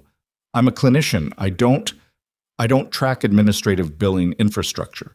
I knew Hargrove Palant ran the platform. I knew there were quarterly efficiency reports that made the board happy. I didn't look at the underlying mechanics. Okay, she said. He seemed slightly thrown by that, by the absence of a longer challenge. Okay? You're telling me you didn't know. I'm accepting that, for now, as what you believe to be true. She held his gaze. What happens with it from here is the inquiry's determination, not mine. He looked at her for a moment. Then he said very quietly, You're better than I gave you credit for. I know, she said. She turned back to the medication log. He stood there for another second. She could feel it. And then he walked away. The formal inquiry board convened the following Monday in a federal conference facility in downtown Harwick, 12 miles from Lakemont General. Mara had been notified that her testimony, combined with the notebook evidence and Agent Dario's billing audit findings, would be presented by Captain Solis as part of the evidentiary record. She didn't need to be present for the preliminary session. She was at work. Third floor, internal medicine, cardiovascular step-down. The same rotation she'd been on before Tuesday. The flickering light in the break room had been fixed. Someone had finally come. And the ordinary hum of the shift was exactly that. Ordinary. It was what she'd wanted. At 2 p.m., Solis called. Cross testified this morning, Solis said. Fully named the Hargrove Pallant operations manager who approached Abernathy. Named the 2 data team personnel responsible for the external access to your file. Named the specific individual at Hargrove Pallant who gave the instruction to modify the record. What was the instruction framed as? Risk mitigation. The language used internally was neutralizing an observational liability. That's the phrase in the email. Solis's voice was precise and even. We have the email. It was sent from the VP of Clinical Operations at Hargrove Pallant to the data team lead, 47 minutes after you left the conference room with Cross on Tuesday. 47 minutes. She'd been in an elevator. She'd been walking back to the 3rd floor. Someone in a Denver or Aurora office had been composing an email about neutralizing her. The VP of Clinical Operations, she said. What's the name? Raymond Stokes. He's been placed on federal hold as of this morning. His personal assets are also frozen. She sat with that for a moment. Raymond Stokes. A name she'd never heard before Tuesday and would now probably never forget. Where does it go from here, she asked. Prell and Kowalski, the CEO and CFO, are cooperating. Their cooperation agreement is being finalized. It includes full disclosure of all facilities where the billing scheme was implemented, which now appears to be 11 facilities across 3 states, not 7. Solis paused. The total fraudulent billing estimate has been revised upward. We're looking at somewhere between $22 and $28 million over 38 months. The number had more than doubled from the initial estimate. She'd known it was going to be larger than the initial number. These things always were. But the specific doubling of it, 11 facilities instead of 7, 38 months instead of 30, that was the shape of a scheme that had been running successfully for a long time, in the dark, inside systems that were supposed to protect patients. Stokes, she said. Is he cooperating? Not yet. His attorney is not cooperating either, which is interesting. He thinks he can hold. He thinks something, Solis said. We'll see how long that lasts when he sees what Prell and Kowalski are prepared to give up to reduce their exposure. She was back at the nurses' station by 2:15, updating a chart, when Tomas came around the corner with the specific energy of someone who'd just seen something and hadn't fully processed it yet. The news van is outside, Tomas said. 2 of them. I saw. They're going to want I'm not talking to anyone, Mara said. Not today. Garrett already made a statement to the affiliate outside. I don't know what he said. It doesn't matter. She finished the chart entry. Tomas, how's the patient in room 7 doing with the line? Tomas blinked, recalibrated. She's stable, slightly agitated, but let me check on her. She went to room 7. The patient was a 68-year-old woman named Mrs. Dobrescu, who'd been admitted with a cardiac arrhythmia and was, as Tomas had said, slightly agitated. Not clinically, just the restless agitation of someone who'd been in a hospital room for 2 days and was tired of the ceiling. Mara spent 12 minutes with her.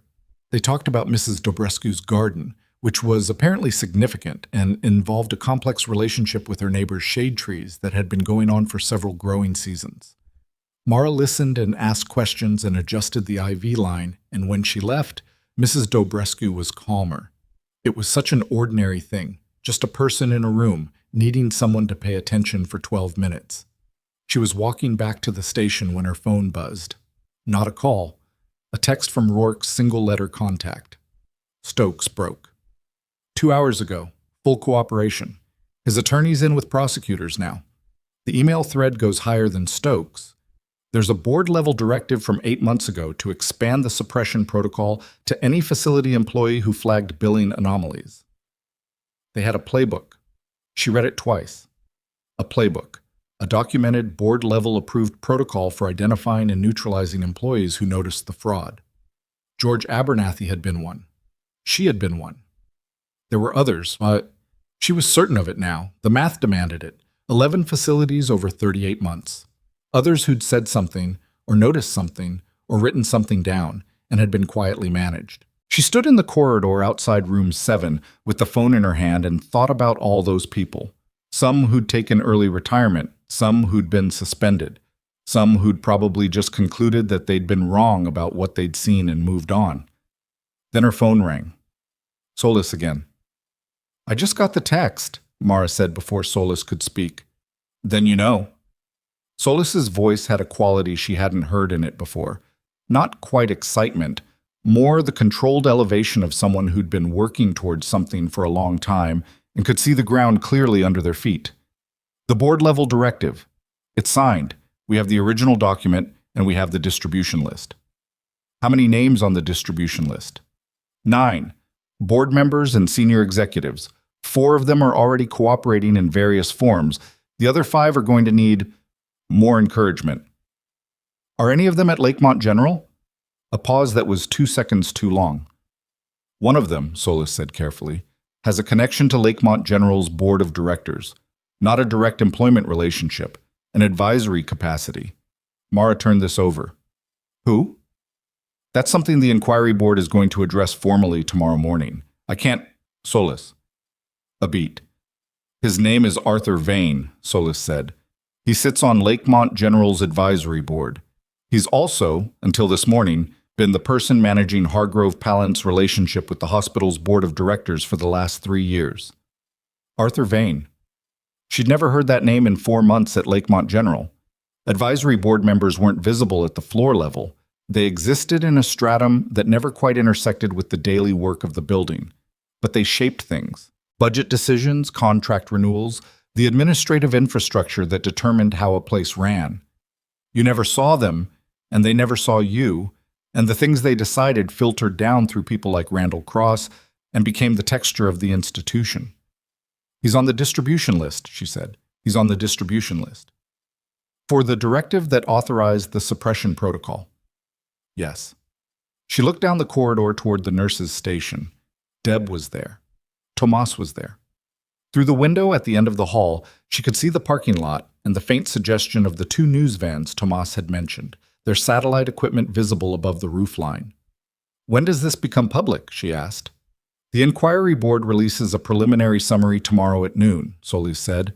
"Everything in the formal record becomes public at that point. The names, the documents, the directive." A pause. "Ms. Linden, I want to make sure you're prepared. Tomorrow at noon, your name is going to be in that summary, not as a subject, as the individual whose independent documentation initiated the evidentiary chain. There's going to be— I know what there's going to be." "Are you ready for that?" She thought about the 12 minutes in room 7. Mrs. Dobrescu's shade trees, the ordinary weight of paying attention. "I've been ready for things before," she said. "I'll manage." She was halfway back to the nurses' station when her phone buzzed one more time. Not a call, not Solis. A hospital internal notification, the kind that went to all staff simultaneously when something significant happened in the building. She looked at the screen. It was a notice from the Lakemont General Board of Directors, time-stamped 4 minutes ago. It announced that Arthur Vane had submitted his resignation from the advisory board, effective immediately, citing personal reasons. 4 minutes ago. 47 minutes before Solis had told Mara his name. Someone had told him before Solis had told her. Someone inside the inquiry process had warned Arthur Vane. She read the notice a second time, not because she'd misunderstood it, but because she needed to be certain she was understanding the timeline correctly. Arthur Vane had resigned 4 minutes ago. Solis had told her his names for the first time, with clear hesitation, as something not yet formally released, 47 minutes before his resignation, which meant Vane had known before Solis told Mara, which meant someone in the inquiry process had made a call before Solis made hers. She forwarded the notice to Solis with a single line. "Timestamp on this. Check it against when Vane's name went into the formal record." Solis's response came back in under 90 seconds. "Already on it." Mara pocketed the phone and went back to the nurses' station and finished her shift. There was nothing else she could do about Arthur Vane tonight, and she'd learned a long time ago that the things you couldn't act on immediately needed to be set down cleanly, not carried around as weight. She updated 2 more charts. She helped a student nurse with an IV placement that wasn't going smoothly. Showed her the angle, didn't make a production of it, Let the student do the corrected attempt herself. She ate a sandwich in the break room under the newly functioning fluorescent light, which hummed at a frequency just slightly different from the old one, and thought about nothing in particular for 8 minutes. She drove home through the dark with the radio off. The call came at 7:20 the next morning, while she was putting on her shoes. Solis, and even through the phone Mara could hear that something significant had shifted in the past 12 hours. "Vane," Solis said, "the resignation didn't work the way he thought it would. Federal Advisory Board positions don't come with the same insulation as corporate boards. When you resign under these circumstances, you don't step back from the investigation. You step into it without the institutional protection you had before." "Who told him to resign?" "We believe he was advised by Raymond Stokes's former attorney, who apparently made contact after Stokes flipped, trying to manage the broader exposure." Solis paused. "The attorney's in a complicated position now, too, but that's a separate track." Another pause weighted differently. "The leak, whoever warned Vane before his name went public, we've identified them. An administrative paralegal attached to the inquiry support staff. She made a personal call to Vane's private number at 3:18 p.m. yesterday. She's been removed from the inquiry process and is being interviewed by federal investigators this morning." "How did she know Vane?" "She worked for his firm 14 years ago. It was a relationship nobody documented, nobody thought to check." Solis's voice was even. "These things happen. It's not a collapse of the process. It's a person making a bad decision because they knew someone and panicked. The investigation is clean. The evidence is clean. What she did accelerated Vane's mistake rather than helping him avoid it." Mara thought about that.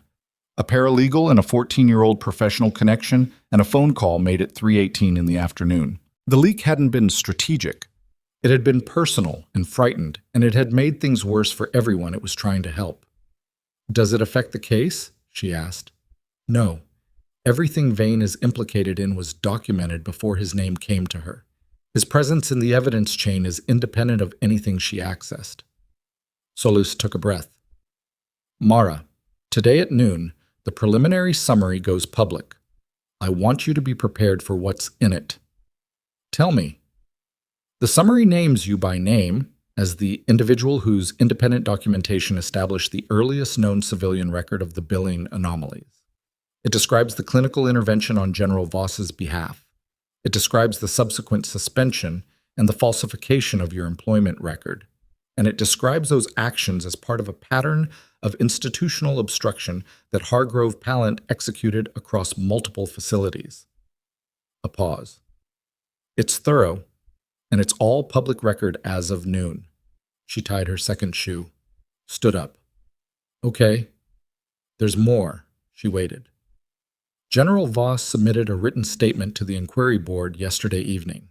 He requested it be included in the preliminary summary rather than held for the full report.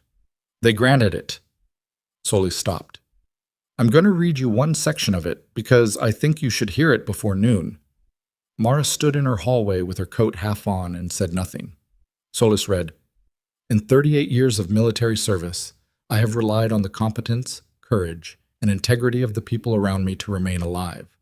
On the morning of November 12th, Mara Linden demonstrated all three qualities without rank, without recognition, and without any expectation of either. The institutional response to her actions was not a failure of procedure.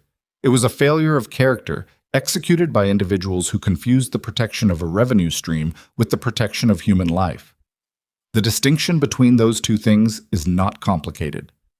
Miss Linden understood it without being asked. That is the standard against which the conduct of everyone else in that building on that day should be measured." Solis stopped reading. The hallway was very quiet. "That's going to be in the public record," Mara said. "As of noon, yes." She didn't say anything for a moment. There was something about hearing it, not the praise, not the vindication, but the precision of it, that was harder to absorb than she'd expected. She'd spent 4 months being measured against a standard that had nothing to do with what she could actually do. And she'd worked inside that measurement and waited, because that was what you did when you knew the truth and the institution didn't care about the truth yet. To have the truth stated publicly by someone whose word carried the kind of weight that Voss's carried, in language that didn't soften or qualify. It was a lot. She didn't have a neater way to describe it. "Thank you," she said, "for reading that. I thought you should hear it in private first," Solis said, before the rest of the day. But noon arrived the way significant things often did, which was not dramatically, but practically. Mara was on the floor, halfway through a routine assessment on a post-procedure patient, when her phone started receiving texts in rapid succession from numbers she didn't recognize. She turned it face down and finished the assessment. By 12:20, she could feel the change in the building's atmosphere without looking at a screen. People moved slightly differently. The nurses at the station were checking phones with the specific posture of people trying to be discreet about it and failing. A couple of the residents had clustered near a window, talking in low voices.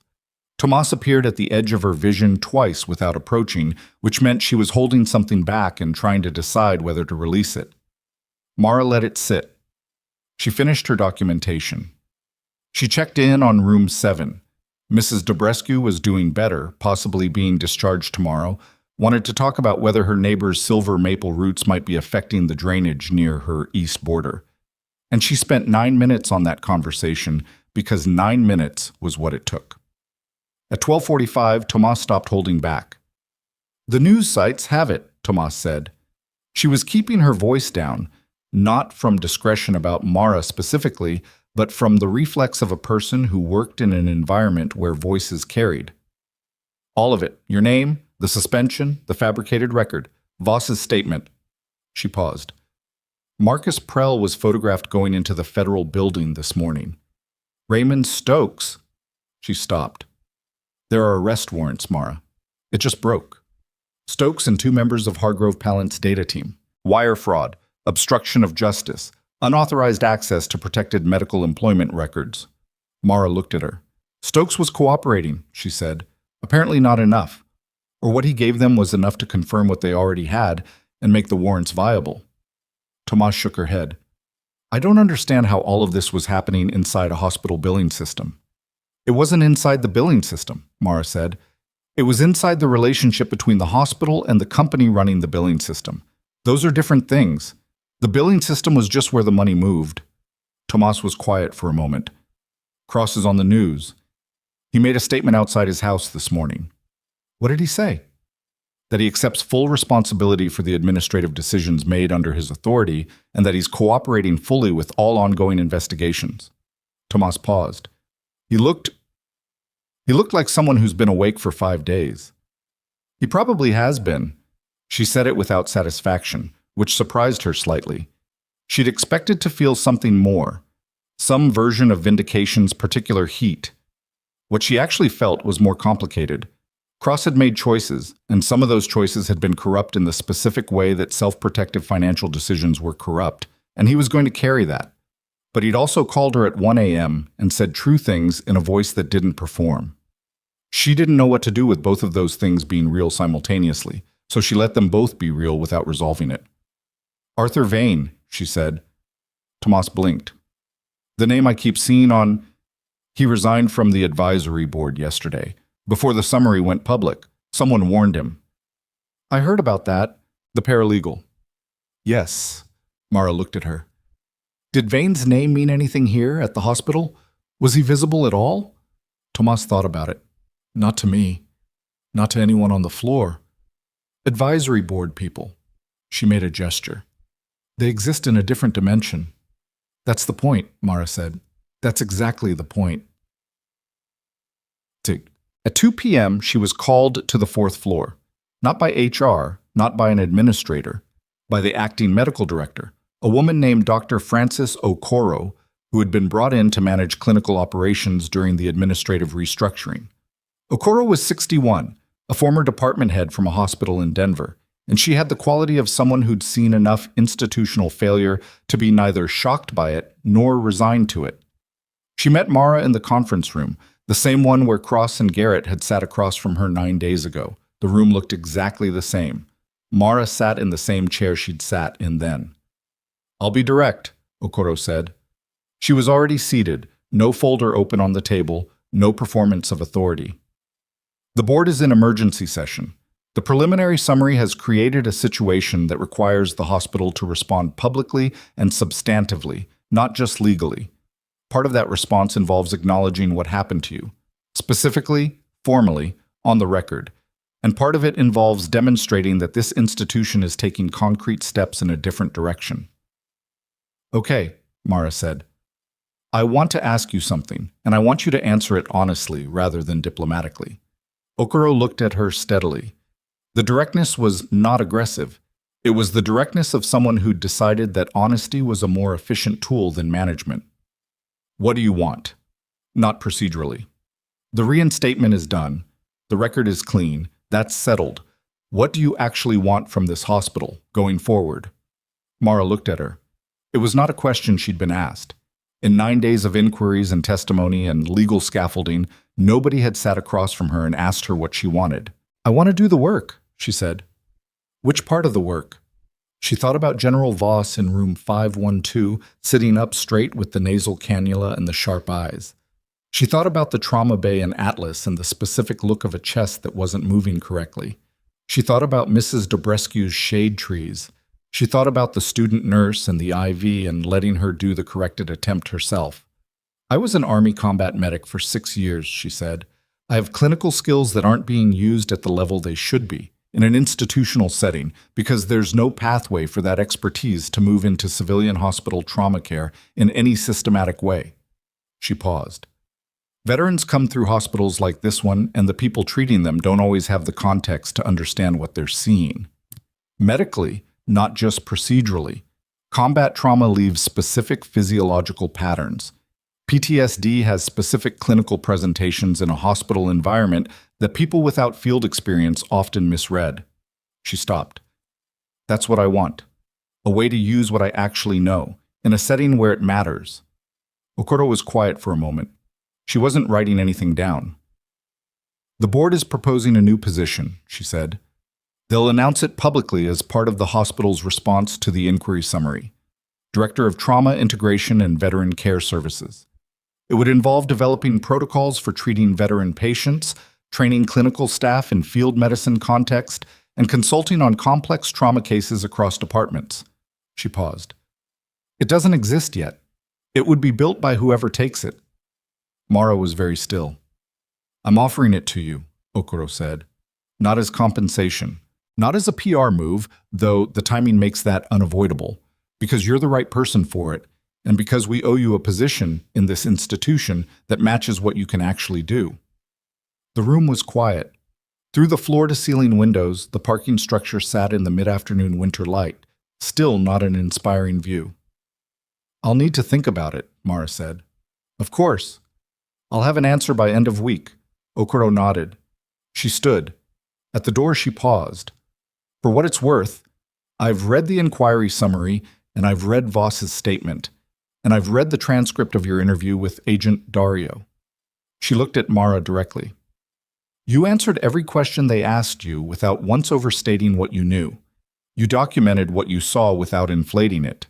You sat in that room 9 days ago, and you didn't break when they pressured you. A pause. That's not common. I had good training, Mara said. No, Okoro said. Training accounts for technique. What you did, the restraint of it, that's character. She left the room. Well, the formal public board statement went out at 4 p.m.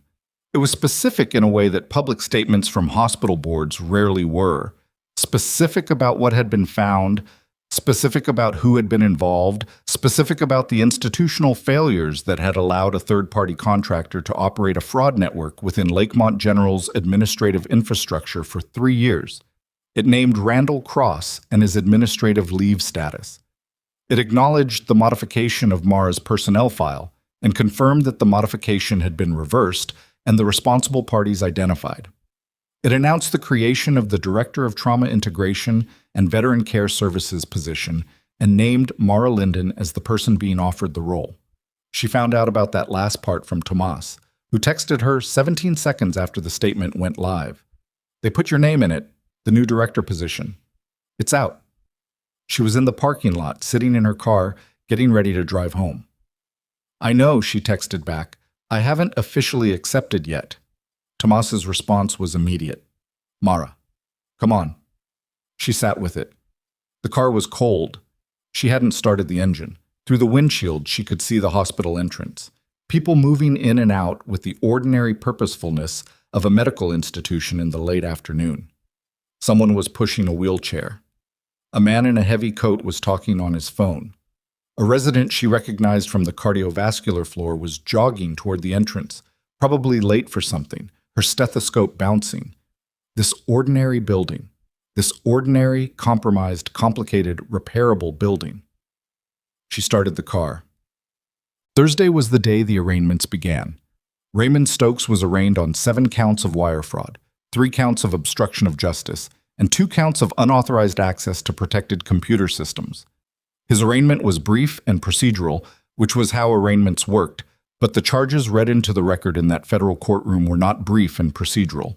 They were specific and documented, and the result of weeks of work by people who'd gone into billing systems and email archives and phone records and found what was there to find. Marcus Prell and Diana Kowalski, having cooperated, appeared separately.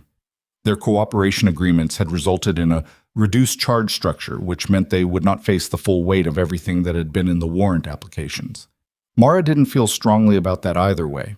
It was how the system worked, and the cooperation had expanded the case into 3 states and 11 facilities, which meant the people at those facilities who'd been managed the same way she'd been managed now had a federal investigation working in their direction. The 2 Hargrove Pallant data team members who'd executed the modification to her file were arraigned on the unauthorized access charges. They were mid-level employees who'd followed a directive from above, which didn't make them innocent, but it gave them leverage the way leverage always worked in these situations. They cooperated. Their names appeared in the formal record as the individuals who'd accessed the external system, and that was not nothing, even if what came after was negotiated. Arthur Vane's situation was more complicated and would remain complicated for some time. The premature resignation, the warning call, the paralegal, these had created a subsidiary legal thread that was still being untangled. He hadn't been arraigned yet. His attorney was making arguments about the scope of his involvement in the board-level directive, arguments that would take months to resolve. Mara had been told this by Solis and had accepted it without particular frustration. She'd learned in a previous life that some things resolved quickly and some things resolved slowly, and the resolution itself mattered more than the speed. Cross resigned formally on Thursday afternoon. Not administrative leave, full resignation, submitted in writing to the board and accepted within the hour. His cooperation agreement remained in place. The charges he was facing, lesser than Stokes's, greater than 0, specifically related to the administrative suppression of internal reports that had flagged the billing anomalies before Mara had ever sat in a pharmacy coordination office, were being processed through a separate track. He would not go to prison, most likely. He would lose his career in hospital administration. Those were different kinds of consequences, and both of them were real. She didn't feel triumphant about it. She felt accurate. The word that came to mind was accurate. The situation had been resolved to something close to its actual truth, and the people responsible were carrying weight that was proportionate to what they'd done. That was not the same as everything being fixed. It was just the first correct measurement. Solis came to the hospital on Friday morning. Not officially. The JAG inquiry had moved into its next phase, which didn't require Mara's presence. But she came to the 3rd floor and found Mara at the nurse's station and stood there for a moment before saying anything. "I wanted to see it," Solis said. "The floor, the place." "It's a floor," Mara said. "I know." Solis looked around at it. The station, the corridor, the ordinary institutional machinery of a medical floor operating on a Friday morning. Sometimes when you work a case from the outside, you need to see the actual place where it happened. So it stays real. Mara understood that completely. "How long before the full report?" she asked. 6 to 8 weeks for the complete inquiry report. The criminal cases will run longer. The Stokes trial is probably 18 months out, depending on how his attorney moves. The broader Hargrove Pallant case will run concurrent across 3 jurisdictions, which means... Solis stopped. "You don't need the timeline." "No. You need to know it's continuing." "Yes. It is. It will." Solis looked at her. The position. The director role. You're taking it? I told Okoro yes this morning. Solis nodded slowly. Something in her expression settled, not quite satisfaction, but something adjacent to it. Good. It's going to be complicated, Mara said. Building something in an institution that just went through this. Staff trust is going to take time. The board is going to be looking for wins, and I'm going to be trying to build something sustainable, and those two things are going to be in tension. Probably. And some of the staff here still have complicated feelings about all of this. About me, specifically. Also probably. Mara looked at her. You're not going to tell me it'll work out. I'm not in the business of telling people things will work out, Solis said. I'm in the business of making sure the legal framework is in place for people to do the work they're supposed to do. After that, she made a small gesture. After that, it's on the people. Mara thought that was about right. After Solis left, she went back to the medication log and finished 3 entries, and then went to check on a patient in room 12 who'd been having a difficult night and wanted company more than intervention. She sat in the chair beside the bed for a while and talked, or mostly listened, because that was what the situation called for, and thought about what it meant to do a thing that mattered in an institution that was imperfect, compromised, and still standing. General Voss came back to the hospital on the following Tuesday. Not as a patient, he was recovered, released, cleared. He came back the way people occasionally came back to places where significant things had happened to them, not from sentimentality exactly, but from some need to close the loop in person. He came with Eakin's aid and without the security detail, which meant he'd specifically declined the detail for this visit, which meant something. He found her on the 3rd floor. She was in the middle of something, a conversation with a resident about a medication adjustment that was more nuanced than the resident had initially thought. And she held up one finger without looking, finished the conversation properly, and then turned. "General," she said. He looked better than he had at discharge. The winter air had put some color back, and he was moving without the careful calibration of someone managing a recent cardiac event. Still careful, still deliberate, but not managed. "You accepted the position," he said. "News travels."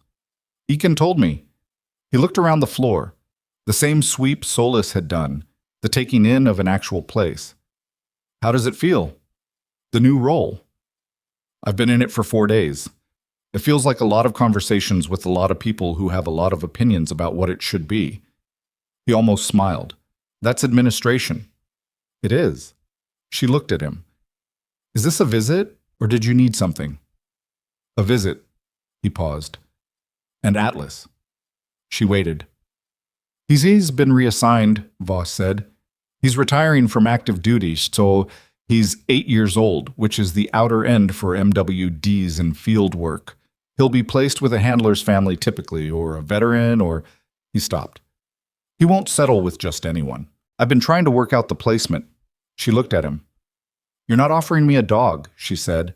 "I'm noting that the placement is unresolved," he said carefully, "and that Atlas responded to you in a way he doesn't respond to most people, and that working dogs transitioning out of service do better in environments with structure and someone who understands what they've been." She looked at him for a long moment. She'd never had a dog. She'd never had anything, really. Not in the way of ongoing commitments of the domestic kind. Her apartment was small and functional. Her life had been structured around mobility and precision and the absence of complications that required staying in one place. "I'm taking a director position," she said. "My life is about to get significantly more complicated." "Yes," Voss said. "A retired military working dog is not a casual commitment." "No," he agreed. "I'd need to think about it." "Of course." She crossed her arms. "You're very good at this." He looked genuinely puzzled. "At what?" "At asking for things in a way that doesn't sound like asking for things." He said nothing, but the corner of his mouth moved. "Send me the paperwork on the placement process," she said finally. "I'll read it." He nodded once. "Thank you." "Don't thank me." "I said I'd read the paperwork." "I know what you said." He left the same way he'd arrived, without ceremony, without the weight of occasion that the visit could have carried if he'd wanted it to. She watched him go and thought about a dog in a strange facility, unsettled, doing the only thing it knew how to do in the absence of its person, which was wait. 3 weeks later, the formal inquiry report was released ahead of schedule. It ran to 212 pages and covered the full scope of the Hargrove-Pallant billing fraud across 11 facilities in 3 states, the suppression protocol and its board-level authorization, the individual actions taken against employees who'd flagged anomalies, and the specific case of Lakemont General's response to Mara Linden's intervention on November 12th. The report's executive summary was 6 pages. It was the 6 pages that the news covered, and the 6 pages that the other facilities' attorneys and administrators read most carefully, and the 6 pages that would eventually be cited in the legislative push to close the regulatory gap that had allowed a third-party healthcare consulting firm to operate inside hospital administrative systems without the oversight that public-facing medical practice required. Raymond Stokes was convicted 18 months later on 6 of the 7 wire fraud counts. He received a sentence of 4 years and 8 months. He would serve approximately 3, with good behavior, in a federal corrections facility in Colorado. The 2 data team members who'd modified Mara's file received suspended sentences with significant fines and permanent bars from working in healthcare-adjacent technology. Marcus Prelli and Diana Kowalski, through their cooperation agreements, avoided prison sentences but received substantial fines and lifetime bars from serving as officers of any healthcare company. Their cooperation had dismantled a scheme that had defrauded federal and state insurance programs of more than $26 million. Arthur Vane's case resolved quietly and slowly, the way complex civil and criminal cases involving powerful men with good attorneys tended to resolve. He faced federal charges for his role in the board-level directive. He did not go to prison. He was fined. He was permanently barred from serving on the board of any federally funded healthcare institution. The paralegal who'd warned him lost her license to practice law before she'd fully obtained it and spent the better part of a year in administrative hearings. The legal community in Harwick County was small enough that this was not a private consequence. Randall Cross pled guilty to 1 count of administrative obstruction. He was sentenced to 2 years of supervised release and 200 hours of community service. He lost his career in hospital administration, as anticipated. She saw him once, months later, in a grocery store parking lot. He saw her at the same moment. They both stopped. He nodded. She nodded back.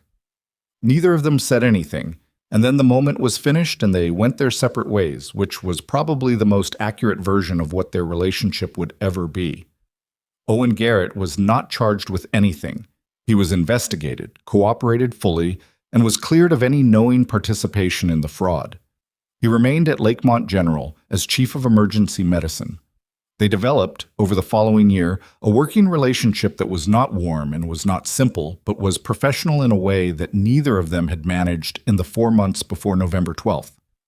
He referred complex trauma cases to her for consultation twice in the first 6 months. Both times, she was right about something he'd missed. Both times, he told her so. It was not a friendship. It was 2 people doing their jobs in the same building without either of them pretending the history wasn't there. Deb Halloran stayed. She was the kind of person who stayed. Mara didn't know what exactly had shifted in Deb after November. Nothing dramatic, nothing confessional, but she started asking Mara's opinion in rounds. Small things, clinical things, questions phrased as actual questions rather than challenges. Mara answered them. That was how it went. Tomas was promoted to charge nurse. She deserved it, and the promotion happened in a different administrative era, under Okoro's watch, which meant it happened because of the work and not because of who liked her. She cried about it in the break room and then was embarrassed about crying and told Mara she hadn't been crying at all, and Mara said, "I know," in a way that made Tomas laugh. George Abernathy testified before the full inquiry board via video link from New Mexico. His testimony confirmed the suppression contact, the early retirement pressure, the specific language Hargrove-Pallant's operations manager had used when they'd told him the discrepancy was a known software artifact. He was not charged with anything. The NDA he'd signed was voided under federal criminal investigation exemption. He was not the hero of his own part of this story. He'd accepted the package, he'd moved, he'd chosen quiet over complicated, but he'd kept records, and the records had mattered, and in the end he'd told the truth when the truth needed to be told. That was its own kind of accounting. The Director of Trauma Integration and Veteran Care Services position turned out to be exactly as complicated as Mara had told Solace it would be, which meant she spent the first 3 months in more meetings than she'd ever attended in her life, most of them with people who had strong opinions about what her department should look like and needed patient. Repeated conversations before they arrived at something workable. She was not naturally patient. She'd learned patience as a skill, the way you learned any skill that was difficult and necessary. And she deployed it in those meetings with the same deliberateness that she deployed clinical assessment, paying attention, not rushing, finding the information that was actually there rather than the information she expected. The protocols she built were not elegant in their first iteration.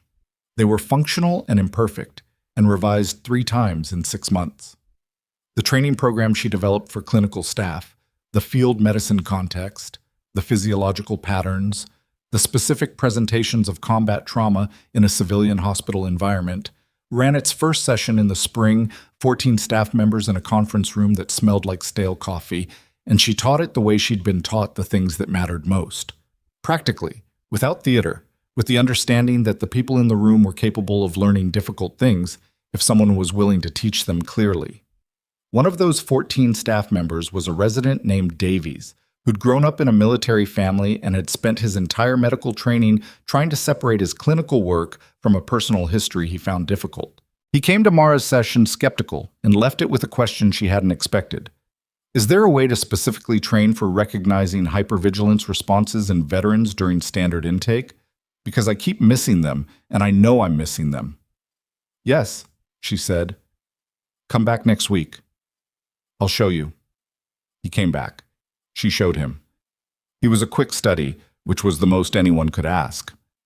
Atlas arrived on a Tuesday in April, transported by a retired Army dog handler named Yates, who drove 12 hours from Fort Granger to deliver him and who stood in Mara's apartment doorway looking slightly anxious about the handoff. He's good, Yates said. He's really good. He needs consistency. Same routes, same times, same... I know, Mara said. Yates looked at her. You've worked with MWDs. Some years ago. Then you know what you're getting into. I do. She did.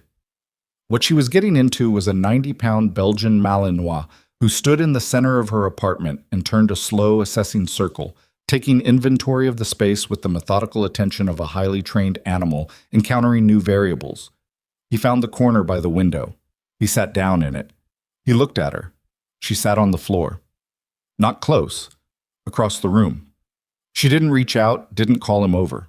She just sat and let the apartment settle around both of them. After about 20 minutes, Atlas got up from his corner and walked across the room and put his head on her knee. She put her hand on the side of his neck very lightly. Outside the window, the April light was doing something with the mountains that it didn't do in any other season. A specific quality of it, the angle and the new green and the remnant snow on the high ridges. And she sat in her apartment on the floor with her hand on a retired military working dog and looked at that light for a while. She thought about the things she'd spent 3 years trying to put down and the things that had turned out to be impossible to put down and the things she'd discovered in 9 days and several months of aftermath were not burdens at all. Just a part of how she was built. The thoroughness, the habit of documentation, the ability to walk toward what other people walked away from.